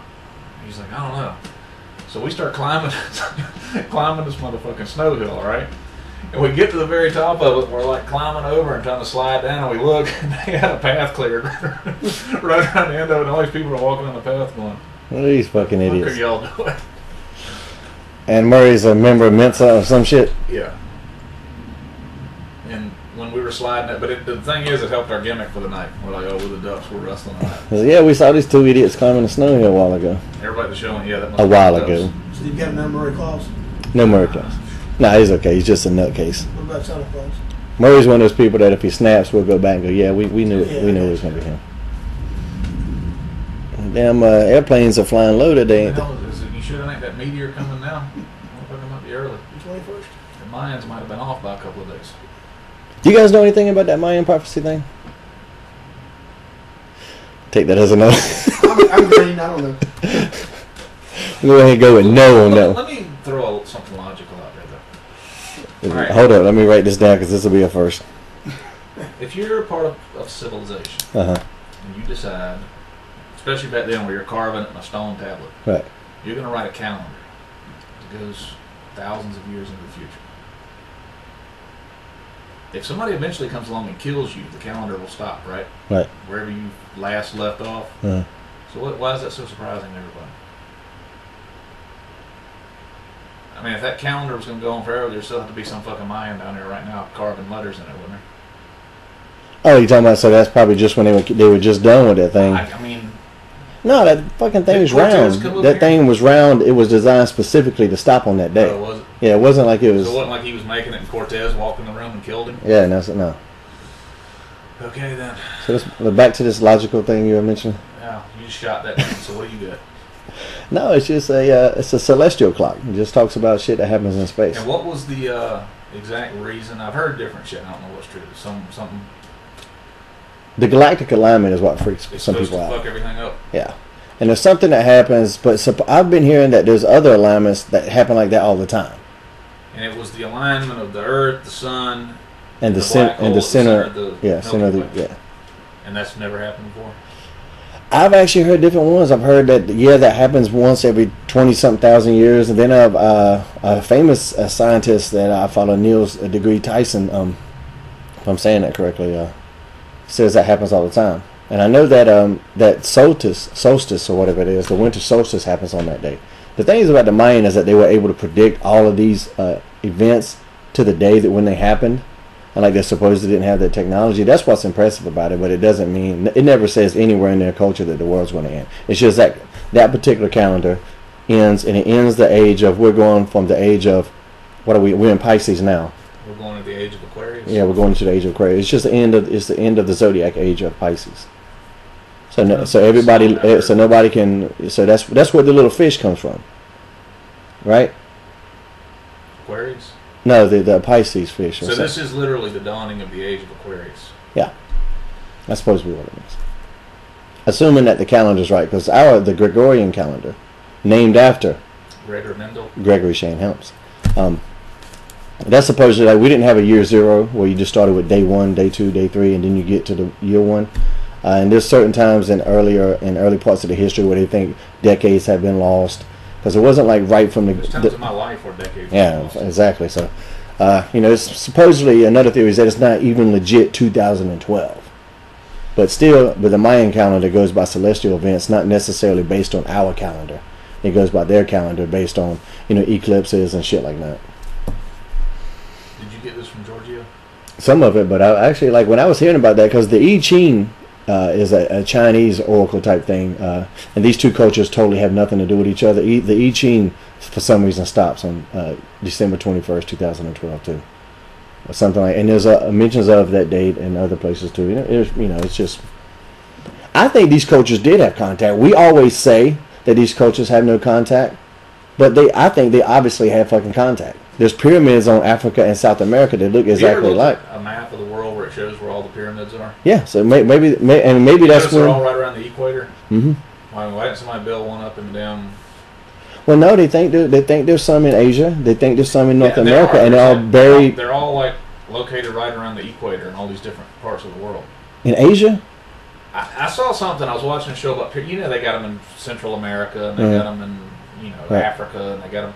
But if you, it just showed, boom, here's a map, and here's where all the pyramids are. You know, the ones in Africa and Egypt and all that stuff. Mm-hmm. It's like the equator, and they're all right there around the equator. I mean, it's not like there's some up here in England or something, or northern Canada. See, there's still a lot of discrepancy on the age of the pyramids too. Why did they were built when the continents were together? And that's why they have the connection. Apart. And then they spread apart. And those pyramids being so solid, so tough, made out of stone, the only thing that can resist time, weathering, and stuff like that. Maybe that's why they survived. Well, then there's one in Memphis. There's one in Las Vegas. I've actually wrestled at the one in Memphis before. I stayed in a room in Vegas where half the room is fucking aslant because of that, because it's on the edge of the pyramid. Chuck, what do you think about that? I was thinking about another insect. You still the fucking butterflies? No, you know the cicadas. That thing that makes all that noise? Yeah, it comes out once every 13 years. Yeah, for a week, then it goes back in hibernation. Does nobody want to hear all that shit? 13 more years comes back out. Why? Do you know 25% of all species on the planet are beetles? So whoever created everything, they love some beetles. Do you know who wrote the book Origin of Species? Do you know who John Lennon is? He was a beetle. How'd that work out for him? I know a lot of shit. I know a lot of shit that don't mean nothing. Oh, that beetle. I got you now. Yeah. About Ringo. Ringo's stuff. We should book him for Gen Lock for Chuck. I don't think he gets a whole lot these days. We should all cut our hair like that. Actually, none of us can. Well, go back to the pyramids. What's that wonder of the world that's nobody can figure out? China. No, the thing. What do you call that thing? It's shaped like there's a bunch of them. Oh, Stonehenge. Yeah, how that happen? All that shit's crazy, man. Wait, man. The thing is, one of the problems I have with education is that we love to teach that we're smarter now than we've ever been, but there's no proof that we used to be stupid. In fact, there's a lot of proof, overwhelming amount, a lot of proof that we're dumb as shit now, and we've got all these technologies that they found from thousands and thousands of years ago that we can't duplicate now. Now, if they were stupid back in the day, or you know, not to say stupid, but if they were dumber than we are, there should be nothing that they've done that we can't duplicate like that. True. Everything they've done, we should be able to just reproduce with the greatest of fucking ease. They've got a ton of shit that not only can we not reproduce, or if we can, it's a monumental effort for us, but some of them we have no fucking idea how it's done. Why is there no records, as thorough as the Egyptians were with their civilization and all that stuff, why is there no records or plans about how they built those pyramids? There may have been. Keep in mind, I doubt, they always say, yeah, these guys, you know, they carved everything in stone. I doubt the very first thing they did was carve shit in stone. That was probably hard to fucking do. They probably did write some shit down on paper, but that shit fucking disintegrates. That shit gets destroyed. The only thing that's left is the stone tablets. The Pharaoh walked in the next day and said, "Where's the plans for the pyramid?" Yeah, what the fuck? We wrote them on some paper and it blew up. Dumb motherfucker, carve them in stone. They found a couple. I mean, they found scrolls, but those scrolls have to be protected. Like something had to have happened that protected the scrolls from all the bad. Sea scrolls that were in clay pots or whatever. Yeah, shit like that. Yes, in clay pots or in fucking rooms in the pyramid that were sealed against air. Because some of that stuff, if it's so old and you expose it to oxygen, it withers away like almost instantaneously. So that's what they say. Yeah, these guys are so dumb they carved in the stone. No, they were probably smart going, you know what?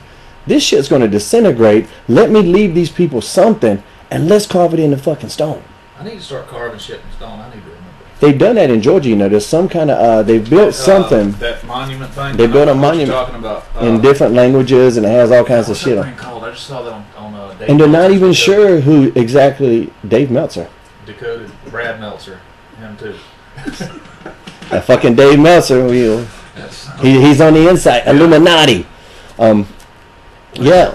And the reason they do that is in case something happens, to leave something for people for the next, you know, in case we get fucked up, for some people to have. What is that thing called? You got me. Some kind of monument, man. I don't know. It's not that old. It was made like 1986 or something. Yeah, and they're not even sure exactly who did it. And they destroyed all the records of who made it and all that kind of stuff. Interesting. What you were saying about opening up those vaults and stuff, did you ever see anything like on the Curse of King Tut, all those people that opened up his tomb and they all died? Mm-hmm. They said a lot of that there was some kind of bacteria that was in there. Could have been that too, and it could have been why they wanted to find out some of the stuff they found. I've heard too. They didn't want these people to talk about, so these people mysteriously got the. Either that, or they were killed by a big ghost of a mummy. Could be in a ghost of a mummy. How you feel about that, Chuck? How you feel about the butterfly? I feel like Jet with the butterfly. That is a thought. Nobody thinks about the butterfly. I think about the butterfly. You're gonna think about it more now, ain't you? And you see one, you gonna go, "Wow, that's a lot of fucking work." I'm gonna try to talk to one. That's a lot of work. They're all over Rick's roads back in the day. Rick knew I something. had that road. I remember that. Rick knew something when you were Nature Boy Mike Flair, Yeah. That was a good road. Did you ever see that road? and you were the Stinger. Yeah. You ought to sell jacket with me. Yeah, I remember all your shit, Remember your those, green boots and shit like that. Remember when Sting used to wear those long trunks with that waistband thing on? Mm-hmm. Joe couldn't figure out that waistband, so he would just pull his underwear up higher than his trunks. No shit. Black No, serious. He wore like a pair of running tights, and he'd wear bi-colored underwear and pull them up higher in the trunks. and always had the belly, so it kind of flat down. Stinger splash. Yeah, his underwear would flop. Pull up that picture. I remember back when I didn't understand we had the trunks over the tights. I wore the tights on them. Mad Max. Would be hanging all down. Yeah. This is a good one here. This is when you were doing the kind of the Raven type, Raven Stinger. Give me Yeah, I put a lot of that makeup. That makeup was good right there. Who told you to stop wearing makeup? I think his name was Shane Helms. Never get Never never. made it. Never. No, I didn't say that. I just say Yeah, that. never I make it wear didn't a say mask. that. Okay. I just think we're at that point. The business right now. It the was business right had evolved, and I was just trying to help. Yeah. And then, ironically enough, I love the fact that I forgot about it. And then next thing you know, I'm on TV wearing fucking makeup, and I get a call from you. Go, yeah, how about that makeup? How's that working out for you? Damn, that's fucking good. Where's that little pet of yours, Michael Yamaha, at? I don't know what he is. Out killing bears. He needs to be out selling those damn tickets. Is what he needs to be doing. Chin Light for Chuck. You can get tickets on Chin Light for Chuck, right? Right. Donations. I know a couple people made some good donations. Well, first we had the Facebook page, the Chin Light for Chuck Facebook page, but then notorious David Taylor and all his skill and expertise went back and actually created a website, which we have the domain chinlockforchuck.com. Yeah, I'm splashing that up right here. People can see there's a little video of somewhat Chuck's going through. Yeah, check that video out. It's a good video. It's you can order tickets online on either place, but the links are a little easier to follow on the website. It's just there's like buttons on there. NDT put some time on that, ain't it? Yeah, it did. Hey, NDT's it's been 420, working man. hard. Are you allowed to partake Where's Van Dam? Oh, you what now? for the cancer? 420. It's medicinal. They don't do that in North Carolina, do they? Not yet. I'm not trying to be funny. I'm just asking. Oh. You know what? Get a Colorado. Colorado. That's what we're gonna do with Chin. The money we're gonna buy you a ticket to Colorado. Good work. I mean, There's a lot of studies now, man, and not only does it stop it, but in a few cases it's actually pushed. I'm not saying it's the exact same type of cancer because there's a fucking million types of cancer out there. if I knew it would be gone for good, I'd smoke one every day. Did I say that? How did they? That's still amazing to me that they like. I don't even care about it. Like if people did it, it wouldn't change my life either way because it's not something that I really fuck with. But it's amazing to me that they can outlaw something in nature, and they won't outlaw poison ivy. That should be in mosquitoes. Fucking mosquitoes. They should be Mosquitoes out kill there. 1 million people a year, Chuck. Why are they legal? And women. And women? I said that out loud. They sell alcohol, right? Yeah. They say that pot is, okay, of course it grows naturally, but they say you're not drunk. Yeah. You kick back. So I ain't never known too many potheads to start shit. No. I've known a fucking shitload of drunks to do it. yeah, right. What do they do? Motherfucker, come And on! you can't. Seriously, you can't start a fight with a pothead. He's usually like, Nah, cool, you don't. dude, whatever, man. You just get horny or hungry. Right. Keep Either the way. chips in, the women around. It helps the economy. That's the kind of. I mean, literally, hey man, you messing with my woman? Nah, dude. Let's get drunk, go ride the pickup truck, and shoot shotguns at the stop signs. Hey man, watch this. Yeah, famous last words. Hey from Jim the Bob, redneck. you missed that squirrel with your truck. I'll get him. Now, what about the cookbook? I know you guys were selling the cookbook for a them while. things are about gone. There's 11 left, and I've got in my job a couple of people selling them, and she said the girl that Now, are they available on the website? no, they're not. You ought to Actually, mention that. Uh, What kind of I hate shit? to- What can you cook in this cookbook? They put it together. A lot of the women, my wife, where she used to work, she's a registered nurse down in Charlotte.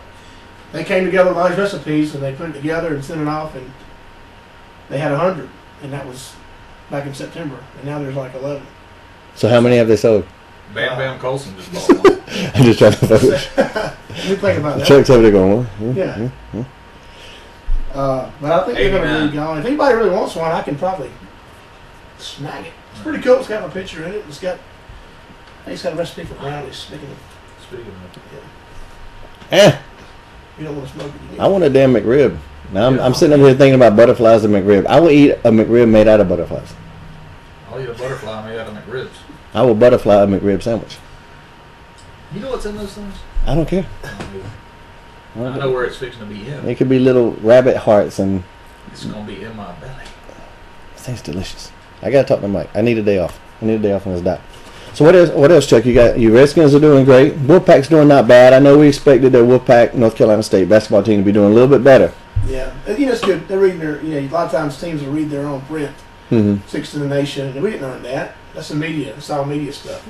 That's you got to earn that. So what are they now? What is it? 25th for 2 weeks now, and that's probably where they need to be until they earn. Like I said, they play Stanford tonight at 9 o'clock. You know, really, in Stanford's not bad. In basketball, as long as you make it in that tournament, that's all that matters. Yeah. Really, yeah. You know, I hope, okay, you win. You just had that one coach break the 900 club last night or the night before. There's only 3 or 4. He joined 3 other guys, I think. All right, back to football. We've got at Philly. We should win. Dallas is playing, if I'm not mistaken, Texans. No, sorry. Vikings playing Texans.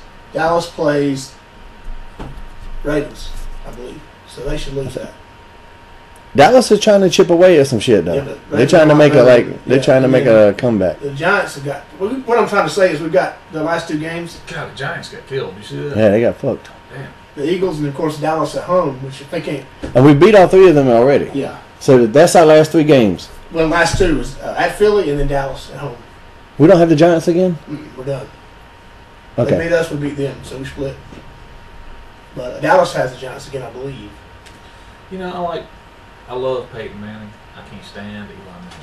Yeah, it's cool. Damn, I hate that little brat. Eli, the only reason Eli gets me is because he looks like the most unathletic human being I've ever seen, but then he goes out there and somehow gets it done. In the 4th quarter, his ass will pull through.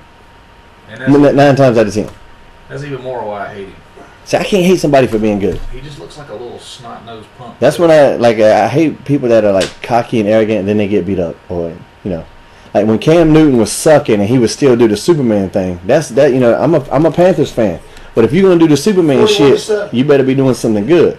Now he start doing good. Yeah, right. They've been playing. They played good. They played the last 2 weeks. I gotta ask you. I love some of your. That's the gladiator right there. Opinions and stuff. This guy. I want to know something about football again. Eli played for Ole Miss, right? Mississippi Rebels. They recently, in 2009, took away the fight song. You think that's right or wrong? Took away the fight song? And it's Dixie. The band played it, and it turns into Battle Hymn of the Republic. Oh. It's mixed together. So it's more of that Civil War racist shit. Yeah, well, I just wonder what y'all thought about it. I just read this week. It don't bother me either way. I don't pull for it, but hadn't the Heat run out on that yet? And that shit's a couple hundred years ago. Yeah. What does the song have anything? Black players and there are white players. You know what I'm saying? You can go to school anywhere you want to. Is there anything in the song? Well, they actually they just took. I think they're going to take To Kill a Mockingbird out of the schools, or not To Kill a Mockingbird. No, that one too. But also we talked about this other one before. Huckleberry Finn. Huckleberry Finn. Oh, okay. That's stupid. Yeah, but it's stupid. Keep in mind what we did in this country. If that many people are offended by something, and there's not that many positives coming from it, just fucking get away with it. Yeah, but that's. Is that book so good that it's going to change people's lives for the positive? If they read it. I don't think it's going to. I don't think the positivity of that book outweighs how many people it offends. That's when I go say I can find another book that doesn't offend the fuck. What it's about.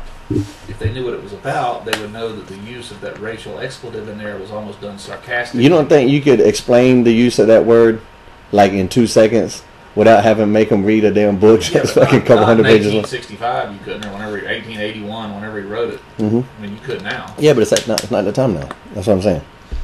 I guess. I don't know. What do you think? I'd have to read that fight song if there are the words in it. I'm going to tell you this. Right. I wasn't going to say it, but I will. They Mississippi fans are the reason they took it away. Because, you know, the end of the Battle Hymn of the Republic, it starts out dun dun dun dun dun dun dun dun, and everybody, yeah, whatever. And I saw a ball game where they won. Even the black players were over there. Yeah. The end of the Battle Hymn of the Republic. What's the last part? The land of Dun cotton. dun dun dun dun dun. Right? They say, change the words. The South will rise again. So no wonder they took it away, right? Yeah, I would take that away. Wouldn't you say that's the reason they took it away? Yeah, I would take that away. The chancellor came in, new guy. He's like, all right, first thing we're gonna do, that's got to go. Now they're all mad. You know, PO'd about it. And I'm thinking, well, now I started researching it because I like looking at stuff like that. Listen to the lyrics. In the very end, I said, what did you just say? Because obviously that war was very racist. Yeah. Very racist war. So yeah, I would take that out. I think in her troops were right, his troops are marching in, or something like that. That's what it really says. Glory, hallelujah. No, that's about him in the Republic is the actual name of the. Dun, dun, dun, dun, dun, dun, dun, dun. It takes kind of a lot to offend me sometimes, so Yeah. I kind of like. But at the same time, I could be sympathetic to shit that offends a bunch of other people, and if like. Have you gone and looked around the old Capitol building in downtown Raleigh there, all the Civil War monuments around it? That's all it is. Honoring our Confederate dead, and they're all up there setting up... We're the only people that would build monuments to a war that we lost. Like, if we'd have won the like, I could see if the South had won, and they had a bunch of shit, but didn't we get fucked up in that? Like, we were there, but, like, didn't the South get fucked up? Seemed like I'd be trying to forget that shit. You know what I mean? Where do we go to eat? There's a place where... I got my ass kicked. Let me build a there's statue. Charlie's where me and NDT have been eating after we work out. And they got the old... I love old historic pictures. Uh-huh. You like shit like that? Yeah. So I'm looking at it. I'm standing there in the lobby and I'm looking at this one and it says the Capitol building, like in 1870s. Yeah, I don't know, whenever it was. Real old picture of it. And there's a wagon. It's like the old, the Capitol building, like it's still there. And it's cool because it's like from Hillsborough Street. Mm-hmm. And there's a guy sitting there, like just in the foreground of the picture, but he's kind of off in the corner. And he's got a horse sitting there with this little wagon hooked up behind him. And I'm going, and I say, Chloe, come here. I said, what is that on that? The guy's got on that wagon. She goes, a dead body. And I said, huh. And there's some guy on the wagon, and he's like dead, and he's like he's all tied up with ropes and shit like this, and he's just laying there. And I was thinking, Part of the statue. no, it's a guy pulling it down the street. What the heck? And I'm like, why would you haul that around? Was he taking him somewhere to bury him or something? There's a lot of controversy. Well, I don't know if it's a lot, but some over that new Quentin Tarantino film, Django Unchained. Yeah. With Jamie Foxx is the slave that gets freed, and now he's a bounty hunter, and he gets to kill white people. And that's even a line in the movie is like, "I get paid to kill white people. What's not to like?" And how many times the N word is used and stuff like that, I don't know. I'm gonna go watch the movie. Quentin Tarantino do that though. He'll put an N-bomb in a movie. I know, like not just Pulp Fiction, of course. With the whole storage thing. That one, and maybe Foxy Brown. There's one of them where it was like the world record of, and so I think him and Spike Lee had some heat about it. If Eli Manning's name would have not come up, I would have never brought that up. I don't know why I thought about Ole Miss. What did you say? Foxy Brown? Jackie Brown. Jackie Brown. Yeah. Who's Foxy Brown? That was a movie Pam Grier was in the 70s. Oh, right. She No, I was mean, Foxy. oh yeah. I just gave something away, didn't I? I may or may not watch Pam Grier back in May the not day. have seen that. Or Black Belt Jones. Or Big Jim Steele. But yeah, that's gonna be. I'm gonna call myself Shango Unchained. The Papa J is Shango? silent. Papa Shango. You have a blue outfit now? Who? I just saw it the other day. Yeah, I got blue, yellow, red, That's and cool. green. Hell yeah. And those are all made for you by J.D. Maverick. JD Maverick, who told me, who every time he sends me an outfit, he signs it, "Fuck Mike Maverick." Fuck Mike Maverick. Tell him if he wants his name, I got it. So. And he won't be getting that shit back. Somebody asked Shane on Facebook, we were talking about it. So you're green. He's like, I'm in blue, yellow, and red also. I thought that was pretty funny. Yeah. Standing. He said, "Where's the green?" or something. Because that was the whole reason I started doing that little insider tip. Because I had the same outfit forever and ever, but the action figures, they ain't gonna keep making the same one if it looks exactly the same. So I started changing my outfit That's a good in WWE to get more action figures. And more action figures means More money. bigger royalty check every Make quarter. a royalty check. But back in the day, they didn't get nothing, did You get they? shit. Cute t-shirts, and they were bad. The first one with the big sickle, the yellow ones. I always loved the hammer and sickle emblem. I don't know why. I don't know if it was just the implication of the fear that was with it, the power, but just that very simple hammer and sickle. Like when I was a kid, you know, just the labor and the. That was that Marxist shit. The working class. How about the Crimson Dynamo? Did you like him? No, he's a weak ass Iron Man. Come on, man. Weak ass How Iron about Man. Ursa Major? What, you turn into a grizzly bear? Yeah. I ain't afraid of no grizzly bear. There's Not if I got bears out there that yeah, love this shit. grizzly bears every fucking way. If he turned into a dragon or something, that'd be cool. Who else was in that group? Who was the leader of it? The Siberian super soldier or some shit like that. You know, when I was when I had my imaginary wrestling alliance, played by mail. Did you ever play that, Chuck? It's a game you could see the game in Pro Wrestling Illustrated. They would have these advertisements for the game, and you play it through the mail, and you create your wrestler. And this was around the time of the Samoan SWAT team, so I created a Soviet SWAT team. Oh, cool. And one was the Moscow Man of War, and the other was the Siberian Super Soldier. What would you do? Put out moves you want them to do? No, they had a list of moves. It's like you get to pick like 15, like 10 setup moves and then 5 finishing moves. And you select them from a list that they have. And every month, those moves are given a certain number of points. But you don't know what they're going to be. You just have to guess. You look at past months and you try to detect a pattern. So and you it's try like to fantasy football. Yeah, it's kind of like fantasy football. You try to predict what these moves are going to be worth. And you're the manager. You create these wrestlers and you're the manager. So you guys get to talk. You know, you send in little paragraphs where you're talking shit, cutting promos on other people. You can sneak attack them, you know, and all that kind of shit. But anyway, you would just compare your point values against somebody else. And there's literally thousands of people that play this game. Thousands. Like, not just in America, all over the world. So, and you would win, like, they were called leagues. And you could be the champion of your league. And then they would combine these leagues into a division. And then you could be the champion of your division, and then all those division champions will fight for the world championship. So you had to beat all these other actual human beings to win this championship. And I got the belt over there underneath that Omega Tag Team title, that little gold thing. And who was it? Who won that? The Rigor Mortis Tortoise? No, Christian Skywalker won that one. So actually, that was my IWA World Championship. I was a grown man now. I mean, I played it when I was a kid, but then I got back into it when I was grown. When I won that shit, I was like in my 20s, and I was driving down the street holding it out the window from the post office. Did the Rigor Mortis Tortoise ever win anything? The Rigor Mortis Tortoise was a regional champion. You know, he never got a big push. Yeah, I got a ton of Hurricane outfits over there. All those statues over there of Karens, there's ones that look like women, obviously, beside my Thor. You see Thor? Is that her from winning those Fitness championship? Yeah. She was Miss Golds, North Carolina. Did she ever meet Monica Brandt either? One of her competitions. I have no idea. Yeah. What are those fitness competitions? There's more to them than just a bodybuilding contest. They got to do shit too, right? Hell, I don't know. I know she looked good as a mom. Ain't that where Trish and Lisa Marie and all of them came from? Doing fitness competition? I don't know what the hell they do. Damn right. You damn right. She came from magazine. She was a model, wasn't Who? she? Trish Stratus? I thought she was a fitness model. Maybe she was. I created her in my mind. Was that You- Bertha, what was that one's name back in the day? Beulah McGillicuddy? Big Bertha Bittner? Who? Bertha Faye, whoever back in the 90s. So Chuck, you get the good news on Friday, assuming the world don't end. Yeah. What are you gonna do? Man, I'll tell you what, you'll be. I better get a phone call. I don't want to have to read this shit on Facebook. I might text you. You don't text me. Oh yeah, text. Actually, you know me. I need It's to always rude to call people now. Oh, don't fucking call me. Then you got to talk and you got to say, you know, come up with an excuse to hang up and all that shit. Text is just. How about that radio interview the other night? Yeah, thanks for that. Anyway.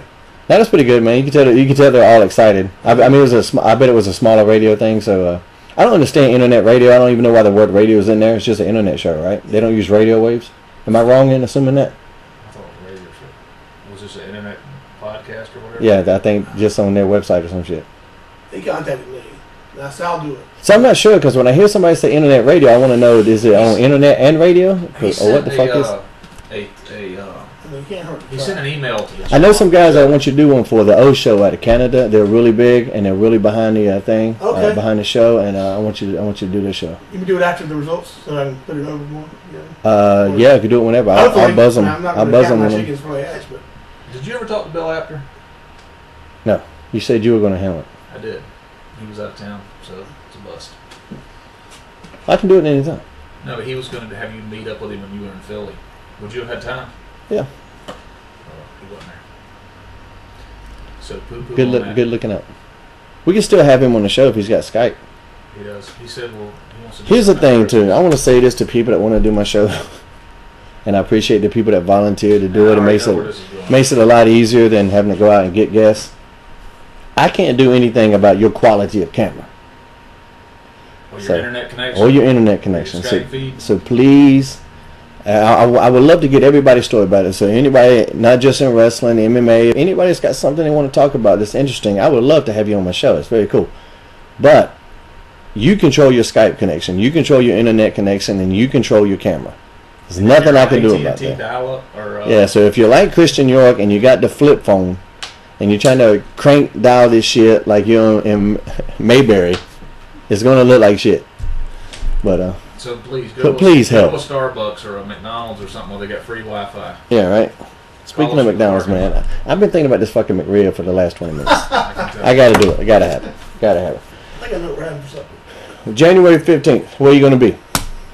Chin Line for Chuck, Northern Durham High School. And that's where you all need to be. And we just found out that building holds a hell of a lot more people than we thought it did. So.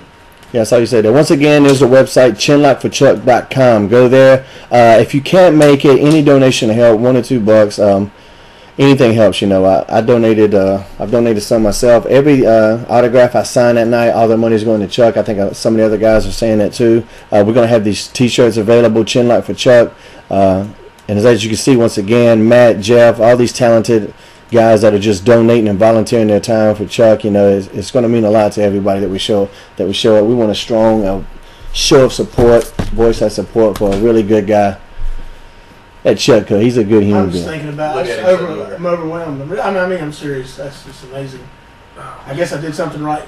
Yeah, you had to, man, because it's, you know, Mike. I'll give all the credit to Mike. Mike was it was his idea, and but once I put out what we were doing, like basically all these guys came to me. Like I kind of really had the easy part turn people down. Of booking the talent. I kind of actually had the easy job because it was just like the people that I actually did ask said yes in like 1 second. It wasn't me having to explain anything. They're like, yeah, sure, bam, I'm there. You know, Matt, Jeff, James Storm, these guys, man, you know, and these are big stars that are donating their time to do this show, man, and they did it because, you know, they knew I wouldn't be doing it if I didn't care about you and if I didn't think you were a good guy. So I'm gonna have the pleasure of meeting some of the guys. Some of them I don't know, yeah. And I guess the good vibe or whatever it is that they feel through Shane or Jeff or Matt. Mm-hmm. Well, I think the ones that do know. The hardest part of this is just being me and having to talk to Mike more than ever. Get my arms thinking about it. Chill bumps. How's a goosebump? Because it makes me feel. Go take a goosebump right now. Yeah. But I mean, it isn't far from a dang pay-per-view. I mean, the talent. No. I mean, seriously. That's gonna be a talented card, man. And there's still people that want to get on the show. You know, I got people just shit every other day. Some wrestler, sends me a Facebook, hey man, can I get on that show? Yeah, I'm. And I say, hey, call Shane. Yeah, he sends them my way, and I got to be the one to say no. One damn good and well, he's already had the thing booked up for 3 months. Trying, you know, we got guys that want to do. I'll just do a referee. So I think there's going to be a different referee for every match. So there's so many people that want to be referees. You know, Baby Doll wants to come and manage somebody. You know, it's like crazy. From Texas? No, she's down in Fayetteville, I think. You know, so you know. Wow. Yeah, a lot of guys love you, man. Huh? As far as I know, she's coming. Yeah, so. Well, cool. Well, once again, Chuck, thanks for coming to the show, man. Because he's the old school hero, right? You better text me on Friday and let me know what the fuck's up. You give the update for next week's show, will you? And then send your brother a text and tell him to stop emailing me. To just send me a text. And I need to be getting more live on my Twitter. Would you agree? Yeah, you're doing good. You just sent something out the other day. It takes a while. This dummy couldn't figure it out. But anyway. Give me some Twitter. I'm still green, but I like it. I'm green. At Chuck Coates 1515. That's his baseball number. He was in Bull Durham. If you didn't know that, you hit did you hit the ball, or was it around the time the ball got hit? Playing Run 2, 3 o'clock, 4 o'clock. Or I can't sing, but that's the song they're playing. I'm up at bat. Ball goes behind me. Hits the bull, knocks the bull down. bends over and goes, oh. Yeah. And then later on I'm in a couple of background scenes, cheering, clapping, then I'm playing ball. The work clap. That's the first I had to. I said, don't make any noise but clap. So you had to do that? I was in the dugout going. And then when he pointed it out and told us that, it was real obvious that he was doing that. Now I got to go look at it. I got the movie in there. Your focus is on Tim Robbins at the moment. I'm right there going. I never would have noticed, but he said, look, we're not really clapping. Did you meet Susan Sarandon? Yeah. Was she sexy? She made, let me tell you this, 1987. This is what they made. She made $850,000. One film. Costner made $550 and Tim Robbins made $350. That's not much money. Of course, back then, now it's what? $550. And Tim Robbins went well known. That was his first big gig. He did Howard the Duck first, and he did Bull Durham second. Was Susan Sarandon, what was she like in person? Was she sexy? Come out, she did her thing. Yeah. I mean, I thought she was sexy as hell in that movie. In the older woman way. Oh, yeah. You know She was what, definitely a cougar. You know what Tim Robbins got out of that movie? Susan Sarandon? Yeah. Yeah, they sure did. They met there. They did. Yeah. But he'd come out. He was cool. He'd come out and warm up. We'd have warm up and practice. And, get ready because you had to loosen up. He'd come out with us and throw. I threw with him one day. Hey, man, you want to throw? Yeah. I mean, and the other guys, Costner and Sarandon, they come out when it was time. As soon as they got done, back to the RV or whatever. They ain't fucking around with nobody, huh? I mean, I got a T-shirt at home. It's got all the autographs on it. Did you talk to Kevin Costner much during that? Just other than, he said he signed 30 autographs a day. I said, why is that? He said, what's it going to be worth if I sign more? I remember him saying that. He was signing my shirt when he said make that. money off the shit or something? He just said, I signed 30 a day and I'm done. I'll do 30 tomorrow. 30 the next day. Because everybody was marking out for him because, I mean, we're extras, but still, that's... Right. Yeah. I got his T-shirt. So 30, he's cut the line off. That's what he said back then. He may have changed his, how many movies have been since then? 50? A lot of them motherfuckers suck. I know that.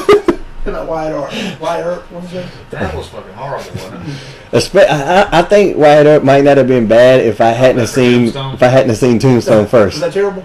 Tombstone's fucking awesome. Was it? Yeah, but Wyatt Earp compared. Did you bring my fucking DVDs back? You motherfucker. Hey, do you have his DVD? I want to see that. I'll give it to you downstairs. You got one. Free of charge. What? Don't get shit. He probably done sold it. Chill out for Chuck. Yeah, I donate it. Chill out for Chuck. All right, well, thanks everybody. Again, we love to see anybody come out there. Chinlockforchuck.com. We're doing what we can. Mike, thanks again. You suck eating motherfucker. Heaven forbid. Highway to Hell.